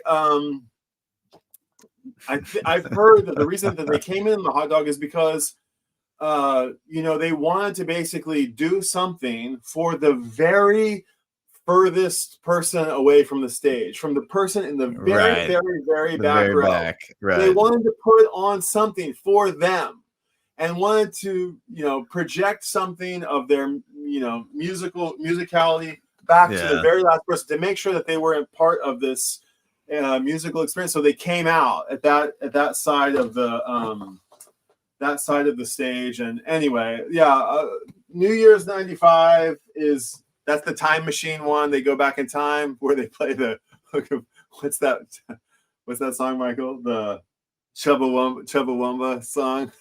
Right. I get knocked down. I get knocked down again. Like, imagine if you had to hear that song every day. Oh no, Tub Thumping's on Hampton. They joke about playing like this Collective Soul song. I can't remember. When they go back in time. Yeah. Okay, but I can't think what the song is called. Here on a live one. Excellent starting point. Old school, definitively 1.0, but and half the repertoire, a fraction, 30% of the repertoire that's available to the albums now and to the live shows now. But this thing shreds. This is very, very, very, very good. Yes, this has songs from Junta and Lomboy and Nectar, and it has a song called Harry Hood. It's probably one of their biggest, greatest, all-time best. That's not on any studio album. So this is, I'd probably say, so far, it's gonna surpass the first LP Junta as the recommendation. That's a hot take, ladies and gentlemen. That is a hot take. I don't know if it's that hot, but yeah. Well, anything. It is. I think a lot of people, this was the gateway album. I would, for a lot of hardcore fans, It's bold. I agree with you. I agree with you. And I love Junta. I love it. So it's kind of hard to say. Okay, we've come to a point in the discography that I am very, very excited to reach. Yeah. This is a very, very, very special album. This is a ridiculous cover of Mike Gordon, but this is the album from 1996 called Billy Breathes. And Billy Breathes is, okay, it's my favorite Phish record. This album is my, if you want to know, if you know about Phish and you want to know what kind of fan I am, I'm a Billy Breathes guy. I'm a Billy Breathes all the way. This record was the one that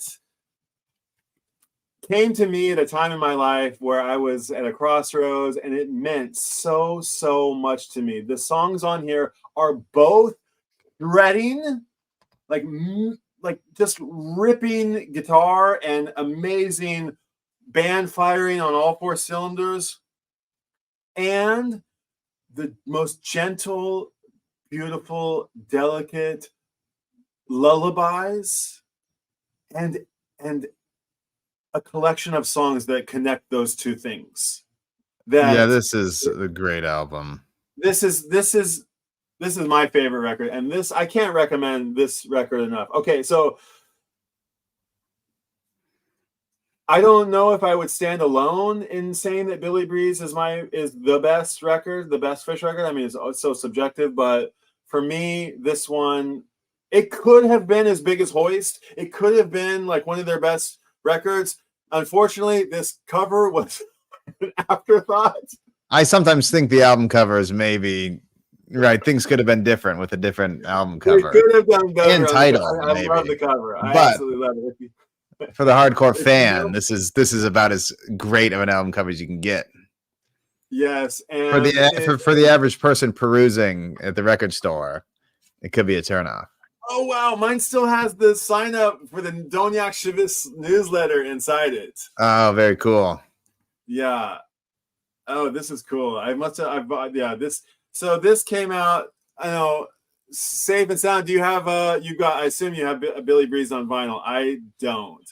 And it's a travesty. If you find one that's, I really wanted that one that they just came out because they made it in this beautiful green, and I didn't like it. Unfortunately, for those of us who live in Japan, like, we don't get the drops until we wake up in the morning and it's all sold out.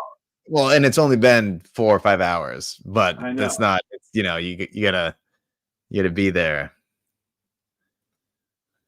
But this is, I mean, produced by Steve Lillywhite, which will be probably this is the first album where there's a producer name that you'll be like, oh yeah, that's a name that we know.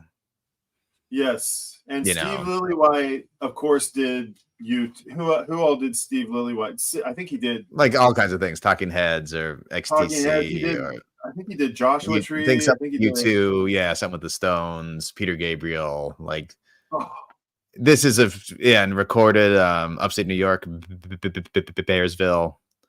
Killer, like the best engineering and mixing and production to date. And this is killer sounding record. Yeah, and the songs that are on here, like the first song, Free has this, like, the song is called Free, okay? And it's just got this, like, it's like driving is like open windows, driving, blasting on the highway, going as far as you can, total freedom, like, just, I'm free, okay? It's a killer way to start a show. And when the band kicks off with an open free, there's also this really, really technical harmony in it. When they get it wrong, and they got it wrong for a number of years, it was actually a bit of a train wreck, and it was like painful, cringeworthy, painful, bad harmonies. That's so funny. It's getting so funny. They should make the picture disc like this too. But can you imagine a picture disc? Oh my god! But then there's another song on here that is, it's a great way to start any show. And when they start the show with Free and they get the harmonies right, you just know it's going to be a hot show. And there's another there's so many songs like this on here, but there's another song that ends shows quite frequently. Ends shows, Character Zero, which it's got a call back and response. It's got a call and response thing where the audience is singing along.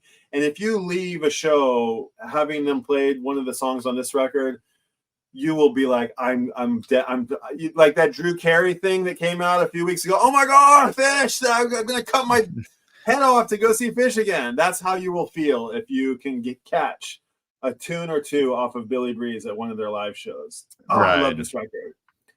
Please, somebody, get this record repressed and make sure that a couple copies get to Japan. I'm dying to get this record on vinyl. I do have a few friends, very, Phish hesitant friends who have enjoyed this album actually quite a bit. So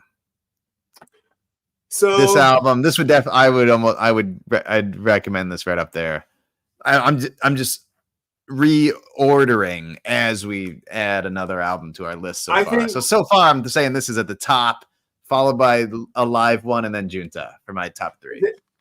I know as an entry point. Album, but did my overwhelming passion for this record help win you over a little bit more? The passion is undeniable, and you're right that it's the most bombastic, and it's the softest and sweetest with like the ballads, the songwriting, like beautiful songs like Waste. That it's not like goofball throwaway placeholder lyrics. There's beautiful, totally right. And it's been called the record that sort of brought them into adulthood. It's the record that signified their sort of coming of age, and they were coming of their actually Billy is the nickname of Trey's first daughter. His daughter was born around this time, and her name is Eliza. He named her after the Jimi Hendrix song Eliza, and her nickname was Billy. And so this record is named after her. So you can imagine a lot of passion, a lot of emotion, but the band had definitely come into a second coming, a second age of I don't know. Trey would have been 31, 32 years old. Oh, so young still though, right? Okay. So Billy Breeze, very excellent entry point. If you just love anybody, if nothing, just go listen to this record, please. Yeah. Do we leave it up here? Should we leave it up here? Sure. By all means. Okay. So then I think we'll leave this up. Let me try to raise it up. Here we go. What's next after Billy Breeze officially? Officially here. I've got a Wikipedia page pulled up. It might be I got it right here. There you go. It might be a bootleg. Oh, okay. Slip, Stitch, and Pass. Slip, Stitch, and Pass. Another live album. Where's my? No, wait, that's not right. Slip, Stitch, and Pass is from 98. 97. Oh, really? Okay. My bad. Slip, Stitch, and Pass. So Slip, Stitch, and Pass. Over 75 minutes of Phish recorded live in Hamburg, Germany in 1997. Okay. Live. Oh, look at that. Phish went to tour twice. Oh, you've got, and this is kind of just to call it out, another great insert. Michael's got the splatter vinyl, I think, and I've got the black vinyl. Okay. I mean, I do love this. Look at that. That's a nice one. I have a little splatter vinyl envy from you. This is gorgeous. So this is a live record. It's recorded from a single show, multiple shows. I can't remember. I think it's multiple shows. It's multiple shows from Germany. Yeah, I think it's from the same show, 2 nights. I think that might be the deal. And this cover is by Strom Thorgerson or whatever, the Hypnosis guy, I think. Right, and did Dark Side of the Moon. He did a bunch of famous album covers. They wanted to have a cover by him, and this came out around the time when Phish was interviewed by David Byrne, and that interview, and it's quite funny, and he was just in the zeitgeist so much that at that time, it was like Buena Vista Social Club was in the zeitgeist, Ry Cooder and Os Mutantes, and like David Byrne was established himself as like a curator, I think. I mean, I something like that. And so the reason I mention that is because side A opens with Cities, which is off of the Talking Heads' Fear of Music, and they do a killer rendition of Cities, a really great one. And I think do any of the European cities get mentioned in the song Cities? London, small city, dark in the daytime. People think in the daytime. And it's also got Wolfman's Brother, Jesus Left Chicago, which is ZZ Top off of, I think, Tres Hombres, and a couple of more songs that really are not featured on other albums, including Mike's song, which is a little rock opera in itself. Mike's song is a trilogy of songs. Like, if you get a Mike song, it's going to be buckle in, because it's going to be quite a ride. And so that's on here. So you can get it. And Mike's song is so Michael and I, not Mike Gordon, but Michael Warren and I, we have our own category. We have our own language of Phish, and we have a categorization. Categorization, is that a word? Categorization of Phish songs, and we basically rank songs into different echelons. And we have upper echelon, mid echelon, lower echelon. We have upper ash, we have middle upper ash, and we have this ridiculous grading system. And I would say Mike's song is somewhere in top 20-ish. Is that right, Mike? Would you say? I'd put Mike's. It depends on who you are. I'd put it in middle ash. It's in middle ash, but potentially, I mean, for me, maybe in the lower rankings of upper ash. Okay, that's fair enough. Let me catch up on a few of these comments. You might throw it a little bit higher. Yeah. I mean, I love a good Mike song. It's a little bit, I've heard it 10,000 times, so, but still, you gotta love it. Love the background singers on Julius. Safe and Sound says from Hoist. Grind is on Sigma O, right? Right, talking about the no, it's on Undermined. Talking about the barbershop. Yeah, that's on Undermined? Grind's on Undermined? Oh, Threat. Yeah. What don't they do? Okay. Sorry. Yes, you're right. Grind's definitely on Undermined. Incredible that they do things like Kazavax. We're getting there. Yeah. We've got somebody new in the chat here. Who is Devon? Golden Age. They play Shine. Okay, so this sound, Safe and Sound, you're ahead, dude. We're speaking the same language. Well, if he's got everything on vinyl except for I know. I knew that, but I didn't really know that. He could be bigger head than either of us. Right. Yeah, you should get him. I mean, I'll put it out there that like I've only seen them 20 times, maybe, but we haven't missed a show since. We haven't missed a couch tour show since I don't know when, like 2000. Since the I mean, definitely pandemic. Right. Maybe since 2019. 2019, and then there was the pandemic, and then they came back summer 21. So Slip, Stitch, and Pass. This is them on the bus. This is kind of almost like Bad Boy. This came also like Bittersweet Motel also came out around this time. And that was also that's the access point for anybody, really. It's true. It's not the album. It's that documentary.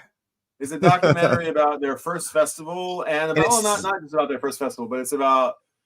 It's sort of it's a documentary. It's sort of a documentary about the band. Yeah, it's all about the band. But they go to Europe in the band. They go to Europe, and they're a little bit troublemakers. They go into a gun shop, and there's girls, and there's it's the first film by director Todd Phillips, who would That's true. What 25 years later make Joker and whatever, you know, a bunch of other like major Hollywood production Yeah, I wouldn't films. say that they're like, I said troublemakers. They're just more like pranksters. It just goes to, it's the whole prankster thing. Yeah. They're like at peak prankster. They're always at peak prankster, but this one had a little bit of a dark. There's always a little darkness to Phish. As much as there's like comedy in Phish, there's also a little bit of like there. Yeah. A little bit of Don't get too comfortable. Yeah. Yeah. Well, let's say hey, there's a couple new people in the comments here. We got Hey Devon and Eric. This guy Eric asking if we see Phish records around Tokyo. And you do, very, you know, occasionally. Very infrequently, but occasionally. But maybe more. Yeah. I've scored a farmhouse in the Y just randomly sitting there. Yeah. 10 years ago. Yeah. I scored a hoist. You just scored that hoist recently. Yeah. And what else? I mean, farmhouse comes in and out because they came to Japan in twice, 99. They came here in 97, but there was no wax out when they came here. There was only Lawn Boy, basically, the first time they came here. So there was no the CDs. Like, I don't know what I'm trying to say is like Farmhouse was the first record, and Farmhouse has the Japanese cut. It has the Japanese song list, Japanese bonus tracks. Yeah. Right? Yeah. So I feel like heads who are here, they're like maybe Ghost, or which we'll get to in a second, and Farmhouse are their two sort of like are the records that they love here the most. And there's Michael and I have a little we're cooking up a little plan to get them back here. There were rumors floating around. But bonus tracks on the Japanese. They put I forgot. I think I have my. It's Mist. Mist is the bonus.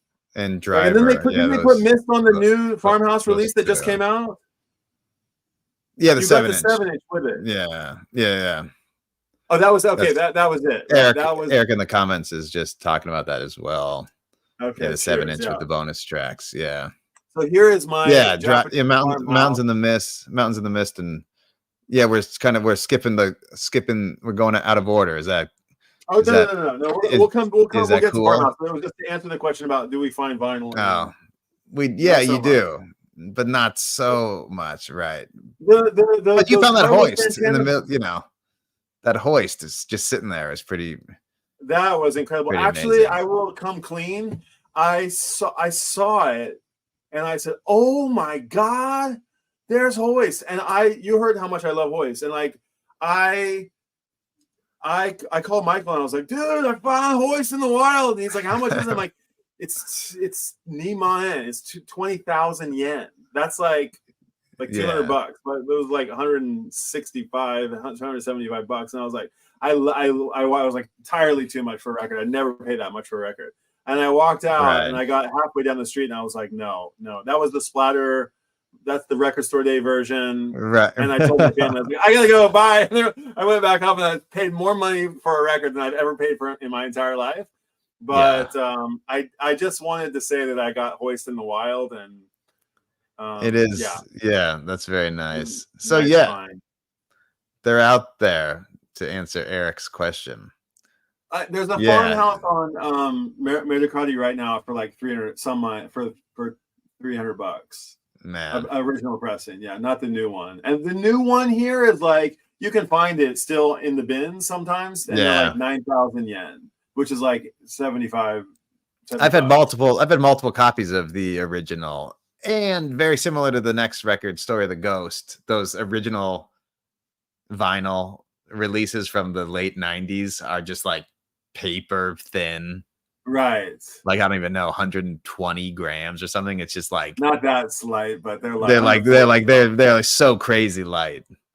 It's like they do not have don't have the fidelity that you want them to have, unlike these new 180 gram remix represses.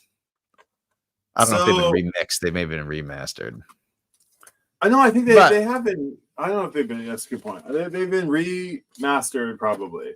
So but this would, number seventh studio album. We're at like record number 9 after those 2 live records, a live one and Slip Stitch and Pass.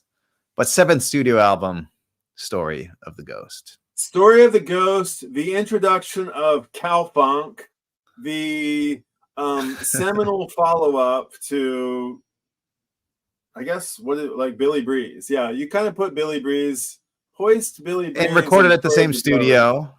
Yeah, you got kind of a continuity going. Yeah. Killer cover. This is an excellent entry point. Excellent entry point. Oh, interesting. Yeah. Oh, by all means. I mean, I'm not a ghost head, but Coyote's on here. There's some epic jams and the cowbell thing or the cowfunk thing. Like people were like, "What is cow?" Because this record is famously funkier than it was. Like a slightly MoMA dances on here, and what else? Meat and. Yeah, I mean it's MoMA and Meat and there's one more that's quite like Limb by Limb, or what is the other one that I'm thinking of? Yeah, anyway, Ghost. That's why I'm thinking of the title track, Ghost. Those songs are vehicles for jam, and they are quite. And people are like, "What's cowfunk? What is cowfunk? Where's that term come from?" You're right. This is quite I looked it up recently, and it was like. It's like New Zealand. They say there's like more sheep in New Zealand than there's people. Apparently, there's like more cows in Vermont than there are people. I don't know if that's actually true, but I'm not sure. It's so like urban legend where the name. So that's it. Yeah, it's funk from Vermont, for some reason. Like Blue Eyed Soul or something. Right. So Birds of a Feather, Brian and Robert, Michael, my co-host here. You've got Mike's song, Brian. I've got Brian and Robert. We both have namesake songs, which is always nice. This is my original copy from 1997 that I went to the record store at midnight and waited in line to get. I was the only one waiting to get the record. But that's nice. I'm very happy to have this. It's got ring wear on it. It's got soft corners. I have played the shit out of this record. And I love this record. So when it came out again in whenever, I think you got this. You sent me this copy, maybe. I retired. I did. I might have gotten them on Dry Goods. And, I might have grabbed a couple. One record's black, and the other record is one black, one red. One black and one red. And then there's a splatter version too. Is yours the splatter version? I've got the black and red. Okay. Yeah, also, and there's very nice, tasteful, like glossy on matte, like print on the text and stuff on the jacket. It's much nicer than these like little yellow dots on the back are all shiny, glossy, where the rest of the thing is matte. I remember hearing this. Mixed by Andy Wallace, who, I mean, probably his biggest credits would be the Run DMC Aerosmith, like Walk This Way mashup, and he mixed Nevermind. He mixed Nevermind. Rick Rubin. Oh, it was Rick Rubin, like helmed. He was okay. But Rick Rubin also like famously can't work any piece of gear. He's like an idea guy and he's directing people, but he's not working the EQ or the limb, I'm sure he has an understanding, but I think Andy Wallace was there, and he mixed Nevermind. I think he mixed like a Sonic Youth record, maybe like some Slayer. That's right. Like and Slayer, I'm imagining he's done. Yeah, maybe he was doing some stuff together with Rick Rubin. So it's a lot of heavier stuff, maybe than a Phish, than something like Phish. But it sounds phenomenal. It does really sound so good. Yeah, and this cover is very cool. It's one of their coolest covers. I really dig Story of the Ghost. I highly recommend. Okay, it's not my favorite record, but I'm never going to complain about anything off Ghost. There's epic opus on here, Gaiuti, which is about this it's one of the, it kind of harkens back to that Junta era that has like, very elaborate composed sections, and which is really my jam and like what I kind of get off on a lot. So yeah, 1997, Story of the Ghost. This is getting into be like late 1.0, and like Phish is getting in a little bit of the lot's getting a little bit troublesome, and my buddies are getting busted for things, and like trouble's in the air. This is a peaking Okay. Phish. This is peaking Phish. Okay. I remember. I'll make one comment. Yeah. I just remember first hearing it in high school, and so many songs, fade out on a recording. The song keeps going and it just fades out, gets quieter. Right? Almost every single song on this album also fades in. It like fades in, and there's no start, right? Because they kind of made it through these improvisations and jams and built the songs out of that. So it's we were blown away as as high schoolers, being like, sure, we've all heard of fade outs, but no one's ever even thought of a fade in. That's insane. We're like, all these songs don't have a beginning or an end. They just fade in and then they go and then they fade out again. Wow. That was crazy for us. I remember reading about Ghost that like they took a different songwriting technique. This is where they started playing around with like writing songs in the round, and like you just said, they listened to pieces from, so they took like elements from jams and turned them into songs. I think I read that. I've read that about Ghost, and I think, yeah, I read it. There's like mixed internally within the band. I think this was sort of like there was like little bit of riffs. What about Sick It disc? Did we skip over Sick It? Sick It would, I think Sick It would maybe come out later, but it's recorded at the same time. I think Sick It is. I think Sick It comes out in '99. I think Sick It disc engineered by John Sickett, I think his name is. And this is either like from the Ghost sessions or from the. Yeah, I'm pretty sure it's Ghost sessions because it comes out. Somebody knows, drop it in the Eric, or if Safe and Sound, if you guys know, drop it in the comments. I forget where exactly. Right, the real experts are. Yeah, it's like that ending tune that the end of Demand, I think it is, the on Hoist, that Hebrew song, like that crash that's on the end of that. This is the crash that that refers to. Dun, dun, dun, right? Is that? Yeah, I think it is on Demand. That's the crash, and then like. But that's the crash. Or at least in my head. I don't know if I read that or somewhere, but beautiful old BMW. I used to actually have this car. This is an old 20, what is it called? 202 or something. I actually used to have this. I'd like to know about this picture. I don't know what the story is on this picture. Yeah, good picture. John Sickett. This is John Sickett. Is this the barn? Not the barn yet. Well, this is recorded. Okay, I think we're going off here. Honestly, not too familiar with it. Only listened a couple times. Pretty good. Yeah, it's kind of like we are going way off here. It's kind of Quadraphonic Toppling is the standout track. That's quite good. Instrumental Phish. Pieces of songs, outtakes. They kind of came together into an album. I appreciate the Sick It disc. I when it came out on CD, I was really, really into it. It came out on vinyl a few years later. I should mention that, like, you've seen. I'm showing some of these old versions and new versions. The old versions of the records are all on Elektra, and the new versions are all on Phish's own label, Jemp, which is John, which is Trey's actual name. Or no, John Fishman, Ernesto. Yeah. Ernest. Yeah. Wait, Giuseppe. Ernest Giuseppe. I always love that. Ernest Michael Ernest Page. Gemp. The third, yeah. And Mike Gordon and Paige McConnell and Mike. Help me out here. Paige McConnell, Mike Gordon, and Paige McConnell. Okay, we got it. Jemp Records.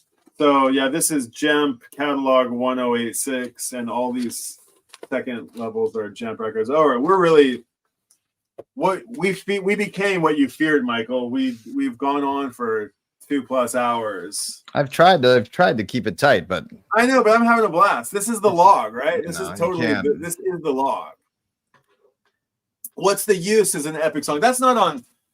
What's the Use is on. Is that on here? That's on Sick It, right? I think so. Oh God, What's the Use? The killer too. What's the Use? That became a standout track that's being played all the time. I totally forgot that's on here. What's these good calls, Safe and Sound? That's a killer song. Yeah. I love hearing What's the Use. Da, da, da. They really brought this What's the Use to life. Good call. Very good call. Okay. We've come to a little bit of a crossroads, I think. A little bit of one. We're skipping the CDs? The 6-disc live album. Oh God, we have to. That's so imperative that we spotlight that one. That would be in between Ghost and the Sick It disc. Okay, there we go. This is Phish's live recording from Hampton Coliseum.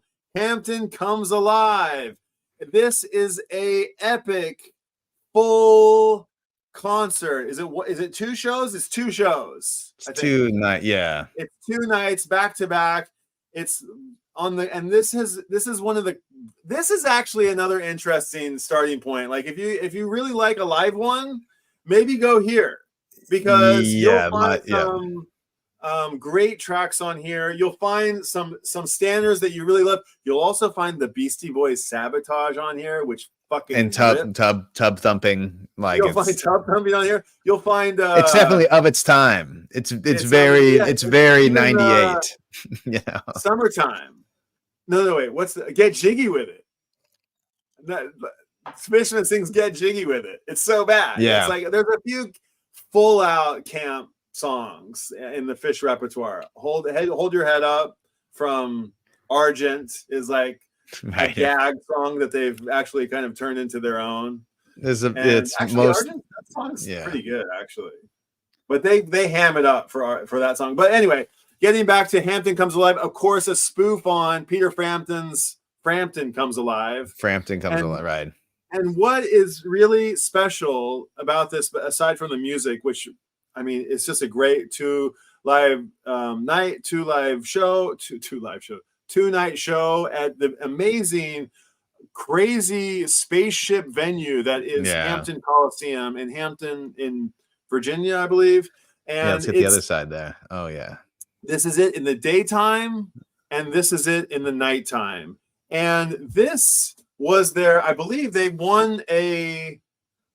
got 2 Grammy nominations for this. I think there was a nomination, a live version of like a first instrumental, like I forgot what's on here, but one of them was packaging, because you have never seen another CD package that opens like this. Axis Bold as Love.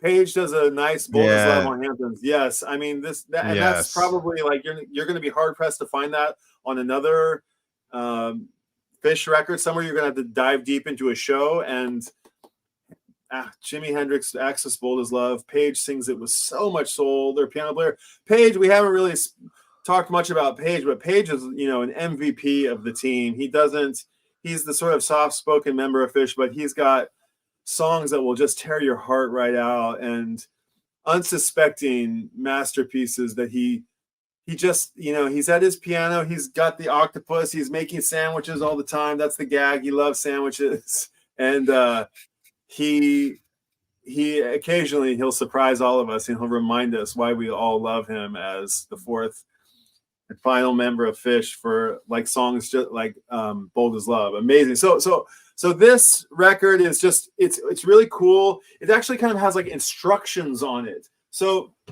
check this out. Okay, it's got a little magnet. Listen to this. You feel that? Feel how little satisfying that is? It's got a little magnet in it that clips. On both sides. It opens like this, and you see that it's got these 3 CDs. You can't see it so well, but it's got 3 sections here. It shows you that there's this sort of design here that you're meant to sort of figure out, and it's got this very fine type. It was a lot of beautiful, just elegant sort of typeface and design, and it's got these CDs that just barely mention which set and which show it is. And you'll notice that there's only 3 sets or 3 shows on this, and each one of them has a picture on this side and a picture. This is going deep, but and mine may actually be out of order because I sometimes don't get back in the box the other way. But one side opens up, as I showed you, on this way, and the other side opens up on this way, on the other side of the box. The box actually opens up like in this crazy configuration that's like this. There's half of the show is on this side and half of it is on this side. And they really did deserve a Grammy for this amazing package. And it's like, it's quite hard. It's a really good job. They did a really, really good job. This is actually my second version of this because I destroyed one of these in my car, just taking it everywhere I went, listening to it 1,000 times. This is the home version. And then these discs, they come together and you can see let me see if I can, I don't know if I'll be able to do it, but let's see if you can pull this off. I don't know if I can pull it off. I'll try my best here.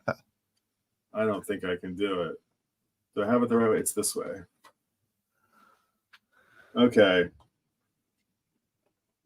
I won't be able to do it. Hold on. It might be easier you'll get a sense of it. I don't want to bend these either.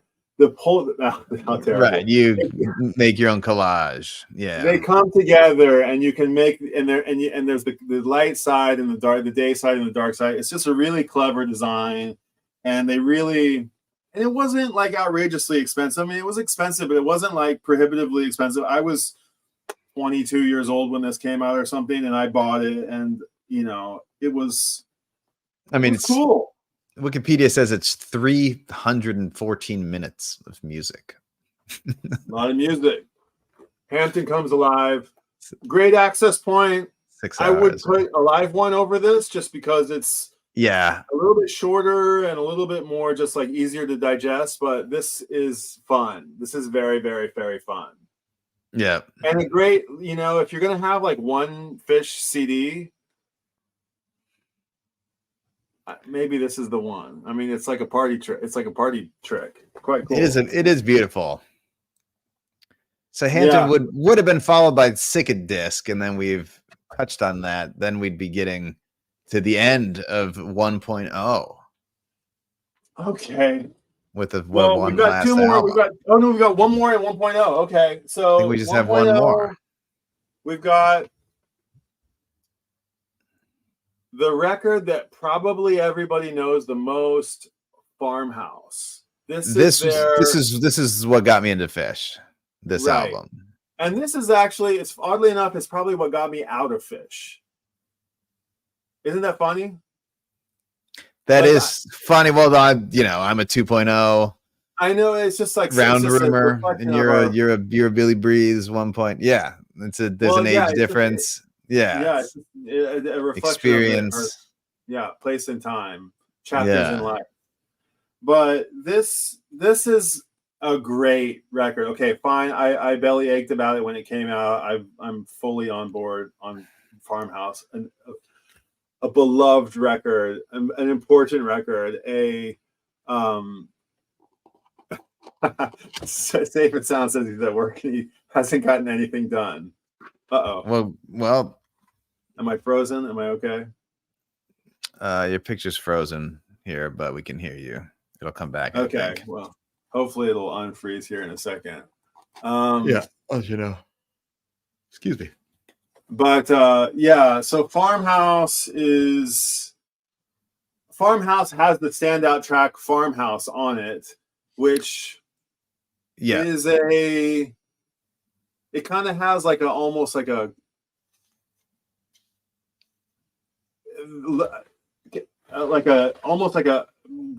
precursor, but like Coldplay's Yellow.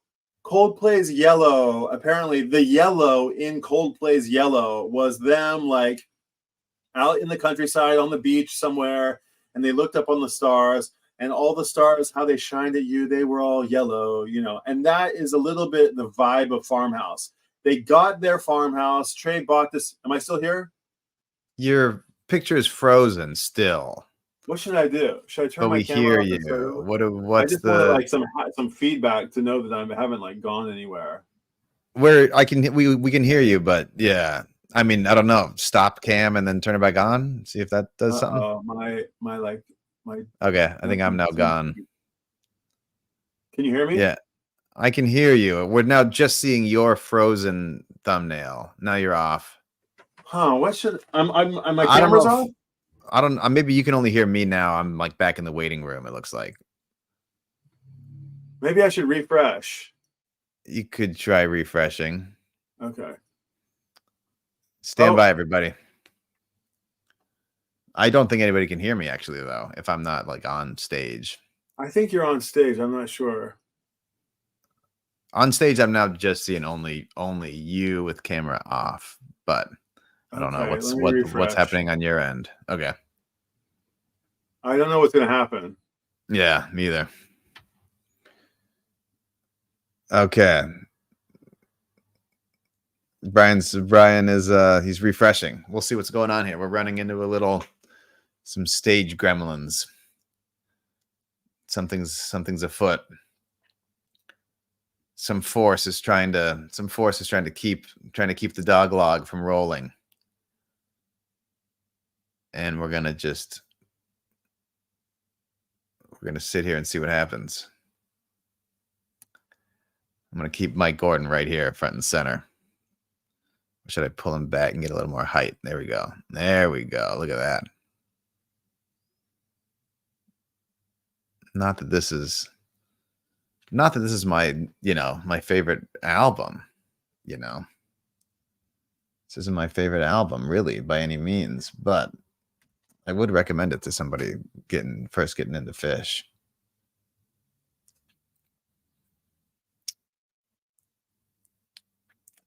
Yeah, I got it. Safe and Sound. I got a channel. I don't really have much on there. I should start it back up though. It's got a ton of. I mean, it's the account I'm using to make these comments. I don't know if you can get to it from there. It has a ton of like me doing Japanese like cover songs from like 15 plus years ago, early YouTube days. There might be another cover or two from a couple years ago. Yeah, I should get the channel up and going now that we're on here and we're talking Phish. There's plenty more. Yeah, there's a lot more to talk about. But where's Brian? We might have to just call that set one and go to set break here. We'll be back in 15 minutes. Don't go anywhere. I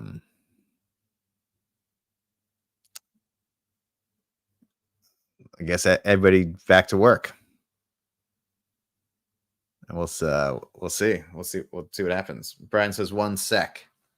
I'm gonna go get something to drink. Everybody go refill your glasses, answer the call of nature, etc. See you in a minute.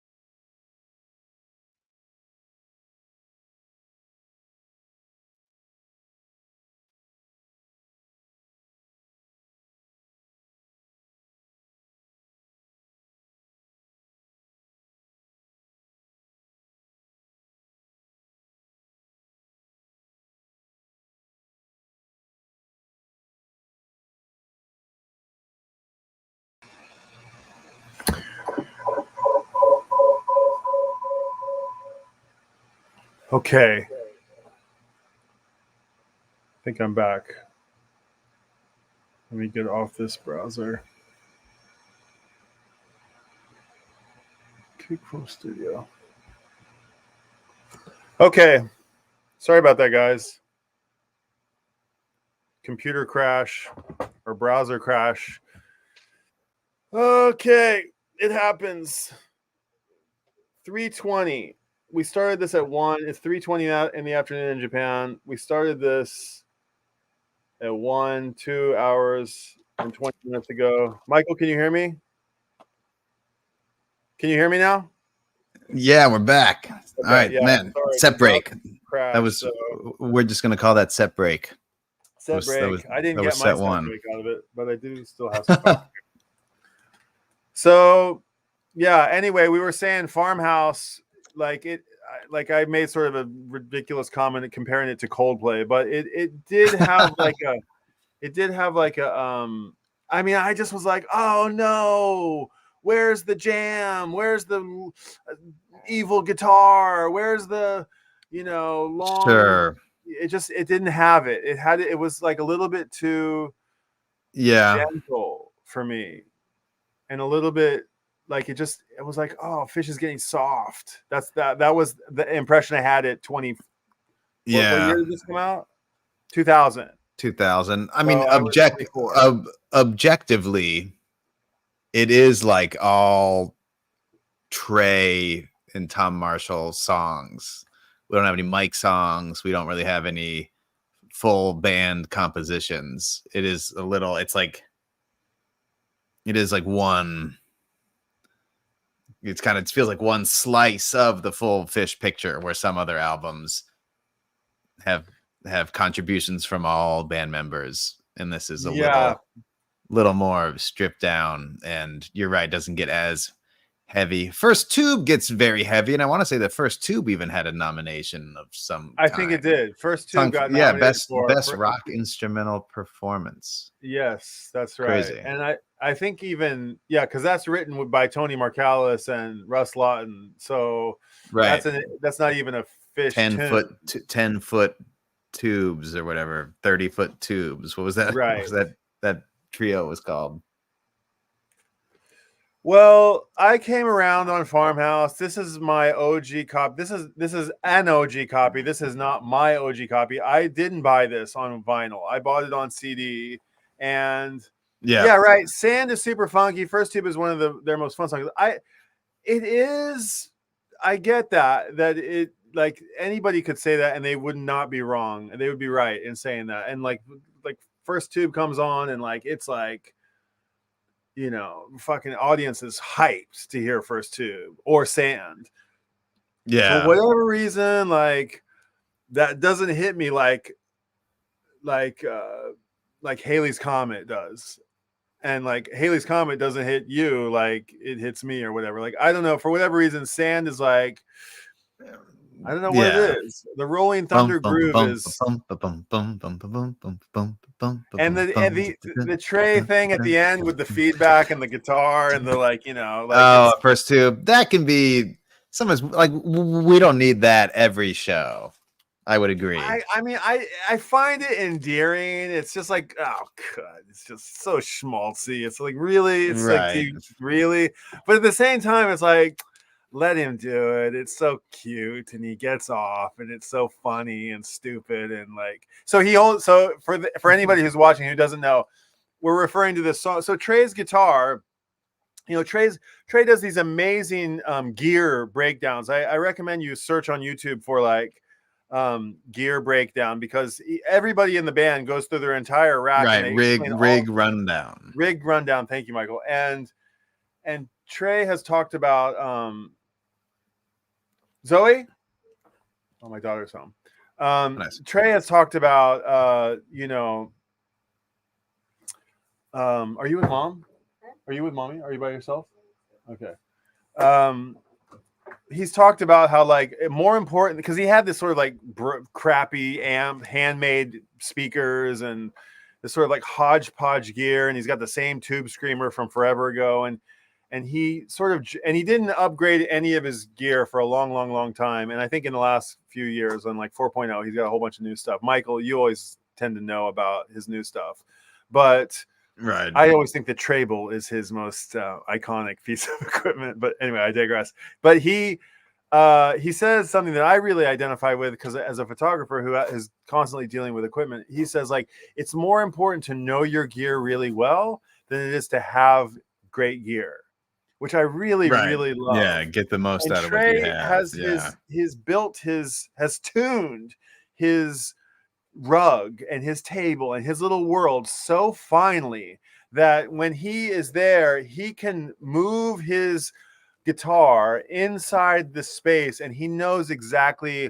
where the feedback is coming, and he can get these notes to sustain, I think famously, like for 7 minutes or something on like last year or something. There was this one ridiculous sustain. Oh, number line. Is that what you're thinking of? Where you just like, yeah, like it was like 60 seconds, but yeah. It was a joke, but it was remarkable. And it was, yeah, I don't know. Yeah.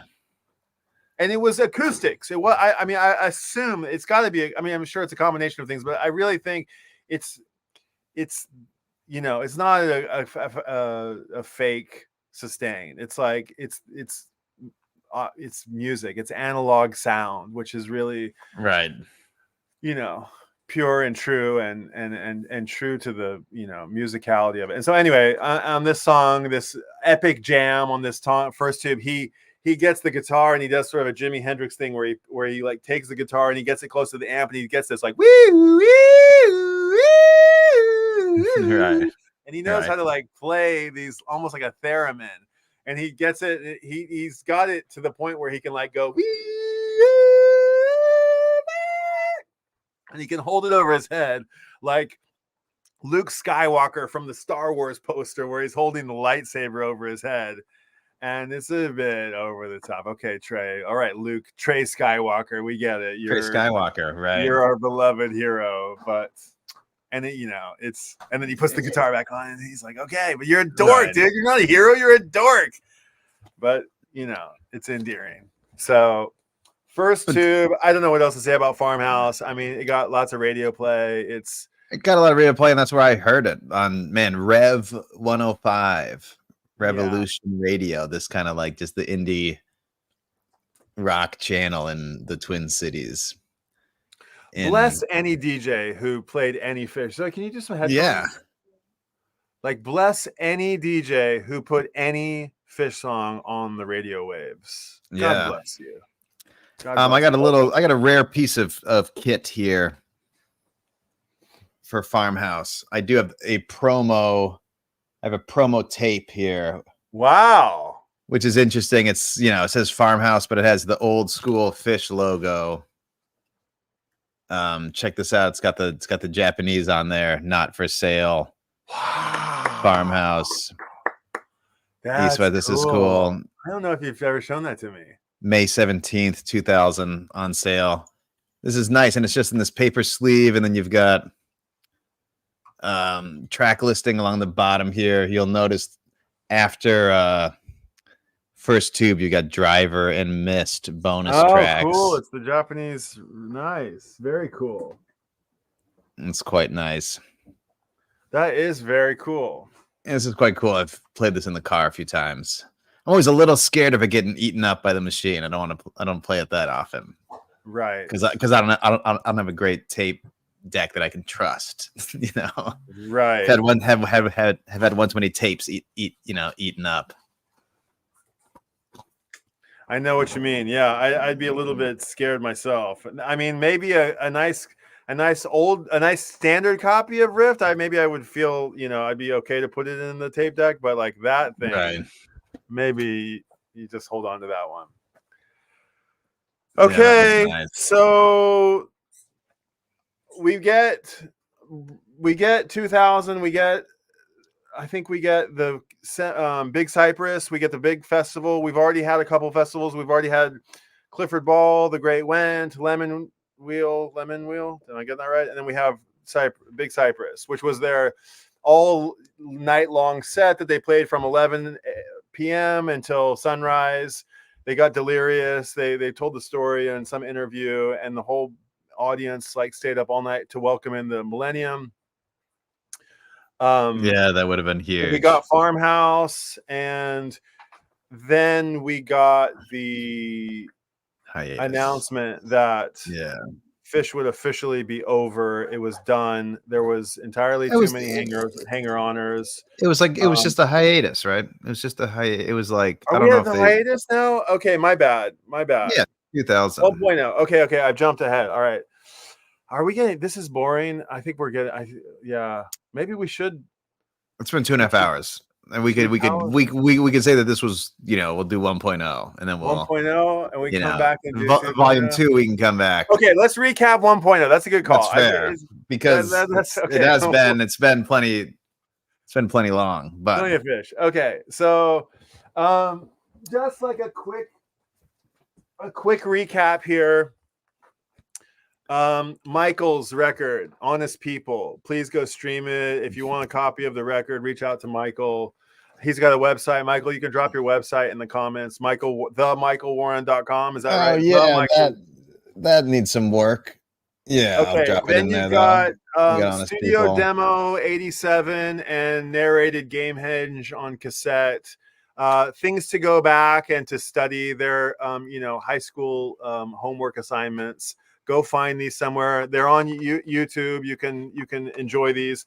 Michael, I'm looking at this one. It's got Sneak and Sally on it. This is like something. This has got Fuck Your Face and Cosmic Interlude. It's got Doglog on it.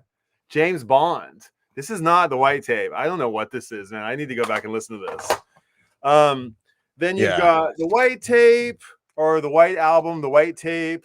Again, sort of like obligatory, like extra recordings, Zappa-ish, sort of like Man with a Tape Recorder. Maybe not necessarily a great entry point. Their first release, Junta. Some people say Junta. Some people say Junta. Some people don't know how to say it. It's officially, I think, Junta. Great starting point. But realize these are the early sketches of these songs that became giant masterpieces. Cheeky, fun, Lawn Boy. Michael says not a great entry point, but once you get a few albums in you, a great album to revisit, and definitely, a cult classic. But like Picture of Nectar, it's these kind of first records that are just kind of early sketches of the band. Then you get to I've lost my copy of it somewhere around here. Rift, the blue record Rift, that is sort of their first smoking great record. It's a concept album. Lots of great songs. Foam, Maze, 2-song Mound, just like exquisite musicianship and very complex songwriting. David Bowie, I'll drop a little thing here. Now, David Bowie, there's a song called David Bowie. It's famously has 2 lyrics. David Bowie, David Bowie, David Bowie. That's the first part. That's the first lyric, first verse and chorus. The second one is UB40, UB40, UB40. Now, UB40 is like the band UB40. The band UB40, like it. But let's compare UB40 and David Bowie for a second. Okay, David Bowie goes down in the pantheon of all-time musical genius icons. UB40, why are they in the same why are they listed in the same category as David Bowie in this song? Well, a little investigative journalism I've recently found out and this is my own speculation, is that the year and to the day that David Bowie got released, David Bowie was 40 years old. And so not the band UB40, but talking UB40, to David Bowie. It's not a reference to UB40. It's a reference to David Bowie, UB40. Turning 40 years old. And that is a thing that is not out in Phish world. And that's something that we've gone on for 30 years believing that they wrote UB40 into a lyric, and maybe that's the kind of gag that just brings them an immense amount of hilarity, and joy to be lampooning us, gagging us for the last 40 years. So Rift, I highly recommend Rift. I'd say is an access point number one. I'm not number one, but in the list of 1.0 access points, it's up there in the top 2 or 3 maybe.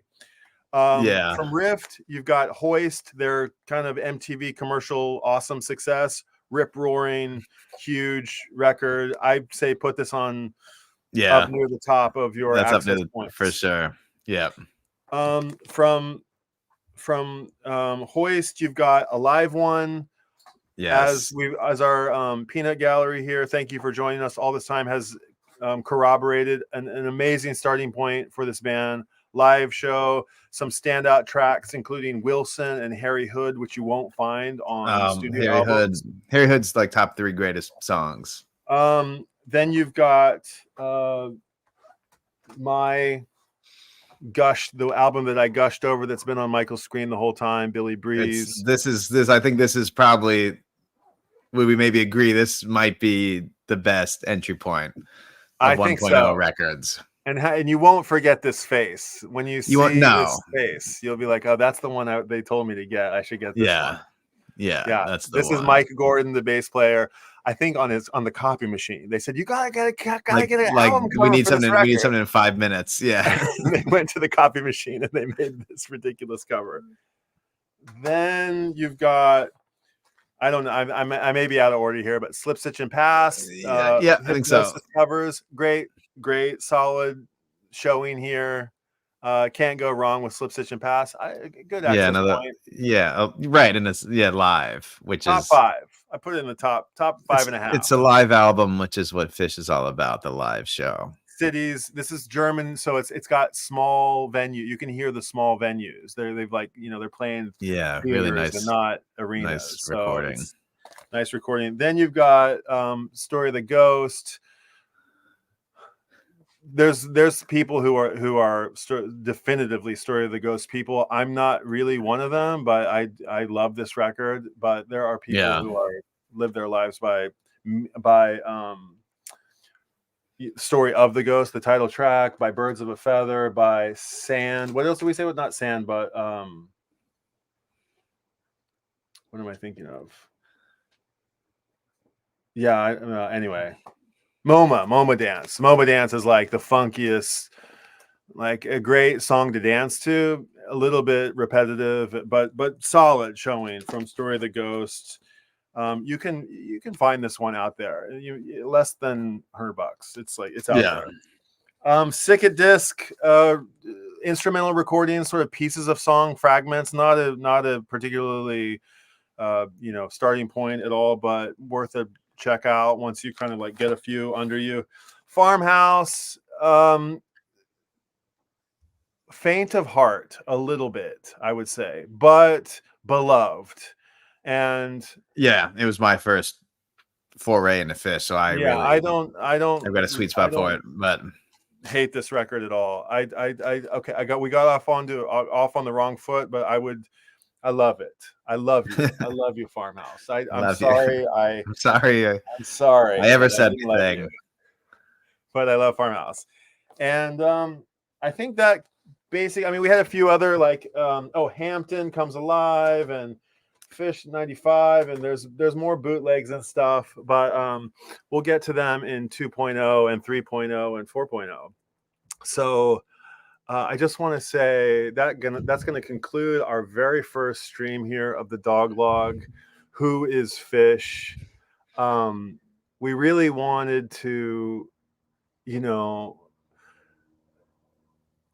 sort of, vindicate ourselves and this band that's so great and really, okay, fine, they're dorks. They deserve a little bit of ribbing, but they're really the coolest kind of dorks because they are masters of their domain, and nobody really, there's no better band. I'll just say it. There's no better band. And your band you may think your band is better than my band. It's not. This is the greatest band. And so anyway, tongue in cheek, but really, really be encouraged to just take a dive and maybe start with, Hoist, Rift, Ghost, a live one, and you know, go from there. And we will be back with another episode of the Dog Log, and we will venture into Michael's arguably favorite studio record, along with some other honorable mentions and a few soon to be released records. So Yeah. thanks for joining us, everybody.